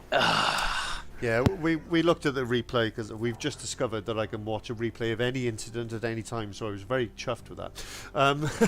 So I watched it, and you just stopped on track. I was expecting you to be like, I thought we were going to find you upside down in the crowd or something when you had to go to the pits, but no, you just stopped in the middle of the track, and that was it. So whoever was behind me, I give a bit of a heart attack. yeah, I would imagine that was the case. But yeah, let's get to it then. So I know Aaron had I think it was Aaron or Dougie, one of you had a question for Adam regarding the difficulty of driving the Porsche Pig. So I can't remember which one of it was, whichever one. Fire away with a question. 'Twas I. We were just saying in general, or I was saying, I should say, that the Porsche can be a little bit of an oversteer-friendly car, just because of how it is mechanically. So my question was just, was it a real handful tonight with the weather conditions and track conditions? You know, new car, obviously naturally oversteer. Just wondering, was it really hard? Was it a challenge, or did you find it quite easy? No, it as you said, the Porsche is a tough car to get right, but once you do, it's very quick. But to be quick, you have to have low wing, and I can't really race with low wing. But yeah, I've done a slight change about 10 minutes before quali and gave myself a bit more wings, which made the car so much more stable in these conditions, at least. So yeah, it was tough, sketchy. Lucky I didn't bin it. And I think I was 6th in the end. So yeah, it's a bit tough. We've got 2 sprint races at Spa next week as well, so that's not going to be good for the Porsche and its straight line speed. Yeah, no, but at least there's more corners, isn't there? I mean, sector 2 and 3, well, mainly sector 2 is going to be your friend there. Yeah, 100%, yeah. So happy enough for 6? Yes, for this track and the car and the conditions, I'm very happy with sixth. Yeah, Yeah, good start. Good stuff. And yeah, it looks like we're going to have. I mean, the qualifying times. What was it? Top 7 cars covered by a quarter of a second or something. Anyway, so that was great Yeah. to see. So it looks like we're going to have some real close racing this season. So And ballast for the next endurance race as well. Remember? yeah, and that'll obviously spice it up a little bit and add a bit of an unknown and a Honda on pole as well. I was jumping out of my seat. Absolutely I'll bet fantastic you was. stuff. So next driver I'm going to bring in is Damien Humphreys. Welcome, Damo. Good evening, gents. Evening. New car. The brother bromance has been split up from McLaren. You're back in the Lexus after running it on PlayStation in the past. You seemed a lot more consistent tonight compared to what I've seen you in the McLaren. So I don't know if that's right or not, but you just seemed a lot more at home. Yeah, no, I'd agree with that. The McLaren's very good and very fast, but it's very twitchy. And you know, I got like a phobia of curbs now, so I can't cross a road anymore. Like I see a curb and I panic. So I thought I best change car. So I went to the Lexus, which, as everyone knows, you know, you can ride the curbs quite hard as long as you keep the car straight. Yeah. And I drove it in the first season we did 3 or 4 seasons ago. And obviously, I'd like to think I've come on a bit as well, so my car control is a bit better. Yeah, and probably the thing I'm most proud of is the fastest lap I did today was the very last lap, like a high 1:58. So I was kind of getting quicker and quicker as the night went on as well. So yeah, happy overall. Yeah, good stuff. Good stuff. Are you expecting better in sort of drier conditions? Or do you think that's going to be about where you're going to be this season? Top 10? Honestly, I think it's about where I'm going to be, unfortunately. There might be a few tracks that suit me. I don't know if I get a chance to put in a bit of practice. I tend to set up my cars to be a bit more stable so I can be more consistent and, you know, capitalize on other people's mistakes. Like I only made a few little ones today. I didn't have any real big offs. I had a couple of silly spins and that, but that's kind of my strategy, really. Yeah, we did manage to catch that little incident as you came out from your pit stop. So Wonderful, yeah. You can watch it back if you want to. So it was a beautiful pirouette. Yeah. So next, I guess, is a case of who do we talk to that had not what they would have wanted from this race first. Take it away, Dave. What happened, mate? Qualified 5th. I did qualify with a full tank of fuel as well to get my race pace. Made it through turn 1 and so I got to Ascari and pedals just went. Yeah. Complete gone. I couldn't brake to stop the car to get in the pits to get out of the way of everyone. So as I was struggling to get my USB out and back in, I was like had my eyes closed hoping I didn't cause a pile up. Yeah. Managed to get it all back in, but then I was about 3 laps down on everyone. Yeah. So managed to get back to 16th. I was averaging 1:57.4 lap times, but I was that far behind. It was too much. Yeah. We could see you had good pace. You were the fastest lap of the race. You know, a small consolation, I'm sure. But bonus. Do I get a point for that? You've also had you got our driver of the day, and because we all agreed that do you know what? When you go through something like that and you go 18 minutes in front of you, it's very easy to throw your toys out the pram and say, "Stuff this, I'm off." No, I don't We've all done it, you know. It was frustrating because I started overtaking people. And I realised my position wasn't going down, and I thought, am I that far behind? Yeah. Like, I had, is it Basili? I can't pronounce his name. Yeah. I had him, he's in 5th place, and I had him behind me. I was pulling away from him. Yeah. I was just sat there looking, thinking, yeah. Spend all this money on new pedals, and it's a motherboard problem. It's not a pedal problem. Yeah. It's my own fault. But it was fun. I enjoyed it, and I'm looking forward to next week. And I'm going to make sure they don't disconnect. Yeah, well, like I say, you fought back. You know, you made up a few positions. You got fastest lap and driver of the day from us commentators. So a small consolation, but something at least to take away from race 1.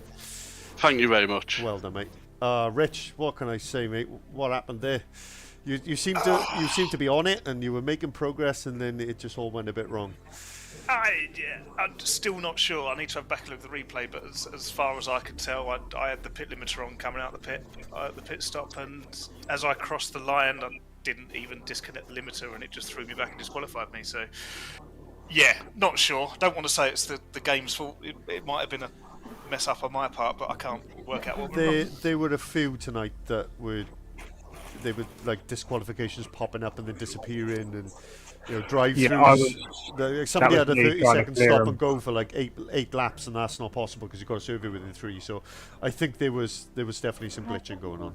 Something going on, but I'm happy with it. I struggled with qualifying. I got caught behind someone the first stint, and the second stint I binned it on the last corner, and I was 7/10 up. So. Yeah, we were actually on board for that, and yeah, I was watching. I said, "Oh, this is the one now. He's 7/10. This is going to put him up into the top 10," and then that happened. And then last corner, bang! It's like not lost it there. All the practice. There you go. That's the one. But no, started 17th, made it through turn 1, got through all the mess, and I think I got up to 11th at one point. Yeah. Came in for the pit, and whatever happens. So just one of those. It all went wrong. But that's a hard season opener, gents. Night race, wet, Imola, which not a technical track, but not an easy track to get right and be fast at. So, Monza. Sorry, Monza. Sorry, I got Imola on the brain. You're still on holiday, Mike, aren't you? Because I got Imola. I got Imola tattooed on my arm, so I just always think of Imola. So, yeah. So we got Spa next week. 2 sprint races. So you got two bites at the cherry. Very different prospect. What are your hopes for next week, Adam? I'm hoping to get somewhere like 4th, 5th, maybe in the first race, and then because of the top 3 not qualifying for the second race, I might be able to get a podium for the second. Yeah. So fingers crossed. Yeah, so don't forget we got sort of a reverse grid sort of scenario next week, guys, with the sprint races. Just to reiterate what Adam's saying there, so the top 3 from race 1 won't qualify, so they'll start at the back, and the guys will all obviously qualify ahead of them then, and it gives people a second bite of the cherry for that 20-minute race for the second for race 2. Dave, hopes for next week? Obviously your pedals work all the way through, would be probably hope number 1, I would imagine. Well, if they cut out in 1 race, they can't cut out in 2. So, hopefully, a podium. I'm hoping. I need to practice a bit at Spa, but from what I've spoke to the other lads and what my pace is, I think I'll be all right. Yeah, one of my favourite tracks, but to watch and race at, but and not particularly quick round there. I just love it, but. It's a great track. Yeah, it is fantastic. So, Damo, you hoping for a bit of top 10 action again next week? Yeah, I think that's realistic. I think if I could get 2 top 10s, I think that would be quite a good success. I think. Do you wish you sandbagged a bit now you were in the amateur league? Or? Yes, I do. Yeah. And Rich, yourself, obviously, and then one of those issues today that just happens, but you seem to be on it other than that, so you'll be hoping for top 10 as well? I think so. I hope so. Never driven it, and I only know it to watch it on Formula 1, so I will need to do some practicing. But yes, I think overall my pace is pretty strong, so top 10 would be nice. Top 10 would be good. Yeah. Oh, you love Spa. I've driven Spa in real life. Bit of trivia there for you. Go for you. So tips, mate. If you need any help, don't contact me because I'm useless. So what can I say, gents? It's been an absolute pleasure to speak to you. Boys, I don't know if you other commentators got any questions burning. Somebody had a question about tyre deg. That was Aaron, I think. Yeah. I mean, I think Mike answered it pretty well in stream. I was wondering 2 things really, actually. Do the tyres last as long as they do in the dry, or do they last longer with them being wet? And then my second question was more to do with puddles on the track and you know whether you guys are being forced to take slightly different lines because of the wet weather. I can tell you the first part of that one is they can last an hour quite comfortably, but you will lose, let's say, 3/4 of a second by the end of the race every lap. So on the races like that, it's always best to change in the middle. Yeah, I think it was about lap 30. I was starting to lose grip. Yeah. Yeah. I was finding the last 7 or 8 laps was certainly got a lot slippier. Yeah. Yeah, I didn't change my tyres, but actually I put my fastest lap in on the last lap, so I don't know what that says. But the puddle situation is that amount of cars did clear a little bit, but if you went down the right-hand side of the back straight, there was puddles everywhere, and you couldn't even keep control of the car. And there's like a river flowing across the parabolica at the end to the pit entrance. So if you get that wrong as well, it just kicks your car out. So I've got to be. You've got to be very careful. I found there was on one the or two moments. Oh, go on, sorry. Dave. No, that's alright, Dave. I found on the main straight, just past the finish line, like when I was going down the main straight, and obviously you lose a bit of concentration, the car was aquaplaning towards the grass on the left a bit. Well, we noticed, it's funny that you mentioned that, Dave. We noticed out of Parabolicas, someone got squirrely, and it was at a part of Parabolica, like right on the exit where you think, that's just flat.